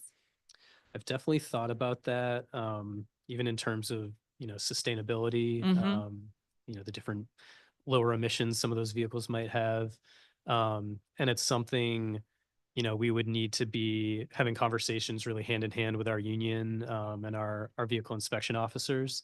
I've thought about where we're located as an agency, our headquarters versus, the rest of the district where our VIOs sort of patrol. And so certain locations, they have to travel a distance to get to. And so, that might have an effect on the vehicle they feel comfortable with versus, if they're just traveling down the street on, say, an electric motor driven cycle. But it's definitely occurred to me that enforcing with, if a fleet is primarily on motor driven cycles, like some of the carriers for hire, could it be advantageous for our officers to be in a similar vehicle, or even just, avoiding our own vehicles disrupting traffic flow or, parking in a less than ideal way. With smaller vehicles, it's easier to do that, but we want to make sure our employees are safe and, that's all spelled out in their tour of duty. So it's something we're willing to have further conversations on. Okay. We're considering a subtitle proposed by the mayor that would allow for the purchase of SUVs as government vehicles if they're electric. As we look into the issue, it appears a few agencies have SUVs in their fleet that may be out of compliance, including DFHV. As of the last fleet report, there are 2 SUVs that were acquired in 2023. Did you claim any of the exemptions from the current law to acquire those vehicles? I don't believe we did. I know there's a security related exemption. I don't know if our sort of law enforcement activity follows or falls under that. Yes, we do have the 2 SUVs. They're the Ford Interceptor model, and they're hybrids at least. But those were what were available at the time, because we would have preferred sedans. And we went through the normal OCP and DPW process to procure them. So I don't believe we had to, invoke that exception, but they are in our fleet. Okay, that's helpful. Thank you. Yeah. What costs were associated with the consolidation of VIO handheld devices? Basically, there were cost savings. So we didn't have to acquire much new equipment, like with the tough books, those were already paid for through our highway safety office funding. Okay. And then it was actually kind of removing redundant devices. Like we had certain programs on, one phone basically, and one on another on a laptop. And so actually getting rid of some of those redundant devices is what's happened. And that's where we realized the savings. Does the mayor's budget retain the $500,000 per year WAV fund? WAVE fund. What am I saying? WAV fund. I say WAV. WAV. Okay. Yes. Yep, it does, which we're pleased with, and have continued to iterate on what we're trying to do with those pilots. Great. How much has been spent in FY25 so far? So I believe for FY25, we're basically around half of that 500,000, which it's somewhat out of our control because, we're still funding different incentives for driver pay or the needs of vehicle maintenance now. And so, the dollars spent depend on, how many trips are completed, or the company saying, I want to apply these funds to this vehicle that needs a new transmission or something. So as those needs arise, the dollars are spent. But the version of the pilot we're doing now is really strongly based on what we heard from the companies that they think would improve things, recruit more drivers, kind of take away some of the pain points that they perceive with WAV service, to attract more drivers and to get more vehicles on the road. And so that's what we're playing out in this 2.0. Great. Why was there $1.9 million in actual spending? Nope. We figured this out, so I'm not going to ask you this one. Okay. Great. Can you provide an update on how the funds are being used to expand WAV access? You were just saying you're getting the feedback, so. Yeah, it's really kind of adjusting what we did in the first pilot, but the whole concept is to attract more drivers, make it more lucrative for them, especially during those late night hours when we know there's demand that's not being met, and it's kind of not naturally what the drivers prefer to do, the hours they prefer to work. But then, yeah, we really heard from the companies that they have WAVs that are inoperable because of maintenance issues. We even included an option for a sign-on bonus, basically, to, for a brand new driver or a driver who doesn't drive WAVs right now, to convert them and attract them. So those are the ideas we heard from the taxi companies themselves. Great. And so it sounds like it's a little unpredictable, but do you think you'll be able to spend the rest of the 500,000 this year? Yeah, we should be closer to the 500 than we are now, for sure. And it's been up and running since March, I want to say, but some of that we had to get it off the ground. And, Yeah. receive bills for the maintenance and that kind of thing. Anything else you want to add about your plans for FY26, or anything you're excited to share before we wrap? Well, not to keep everyone captive. Yeah, I just think, along the lines of doing the most we can with the budget we have in the current climate. Really interested in improving processes and trying to do things better. And so I'm actually a taxi driver now. I went through the Face ID process to see what it was like. I haven't done a trip yet. We're still figuring out how that's going to be possible, and we're borrowing a bit here from Commissioner David Doe in New York. But I really wanted to see firsthand what that process is like, because we are so focused on who the next generation of taxi drivers will be, just for the purpose of mobility in general, and definitely for wheelchair service. Our taxi drivers are, in their 60s, most of them, and are kind of operating in a part-time capacity anyway. And so we're really thinking about what that pipeline looks like. And so it's really important to make it easy for drivers to become a taxi driver.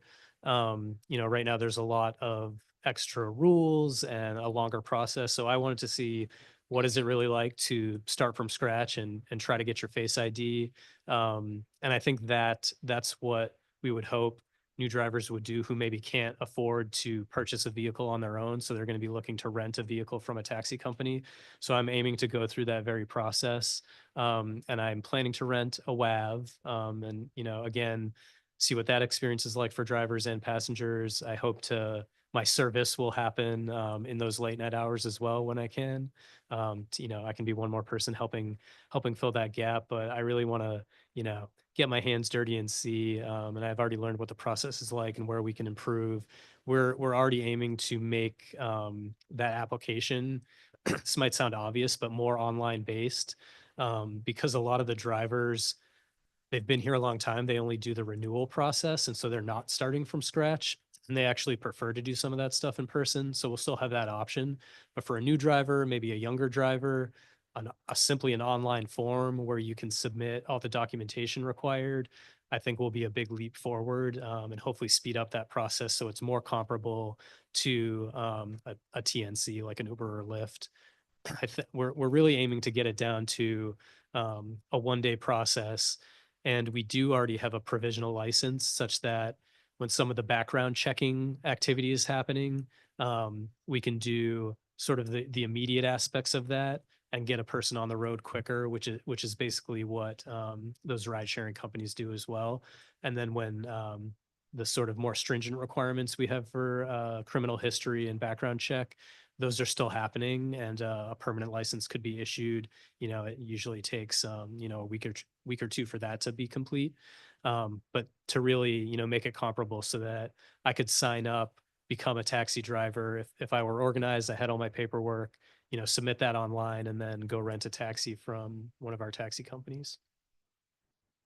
That's exciting to me. That is exciting. You'll have to let us know how your experience is. Definitely will. Okay. Well, that's a high note. We can conclude the hearing there. Thank you, everybody who testified today. If you've not yet submitted written testimony, please do so by submitting it on the council's hearing management system. The record for this hearing will close at 5:30 p.m. on June 27th, 2025. The time is 11:45 a.m. and the hearing is now adjourned.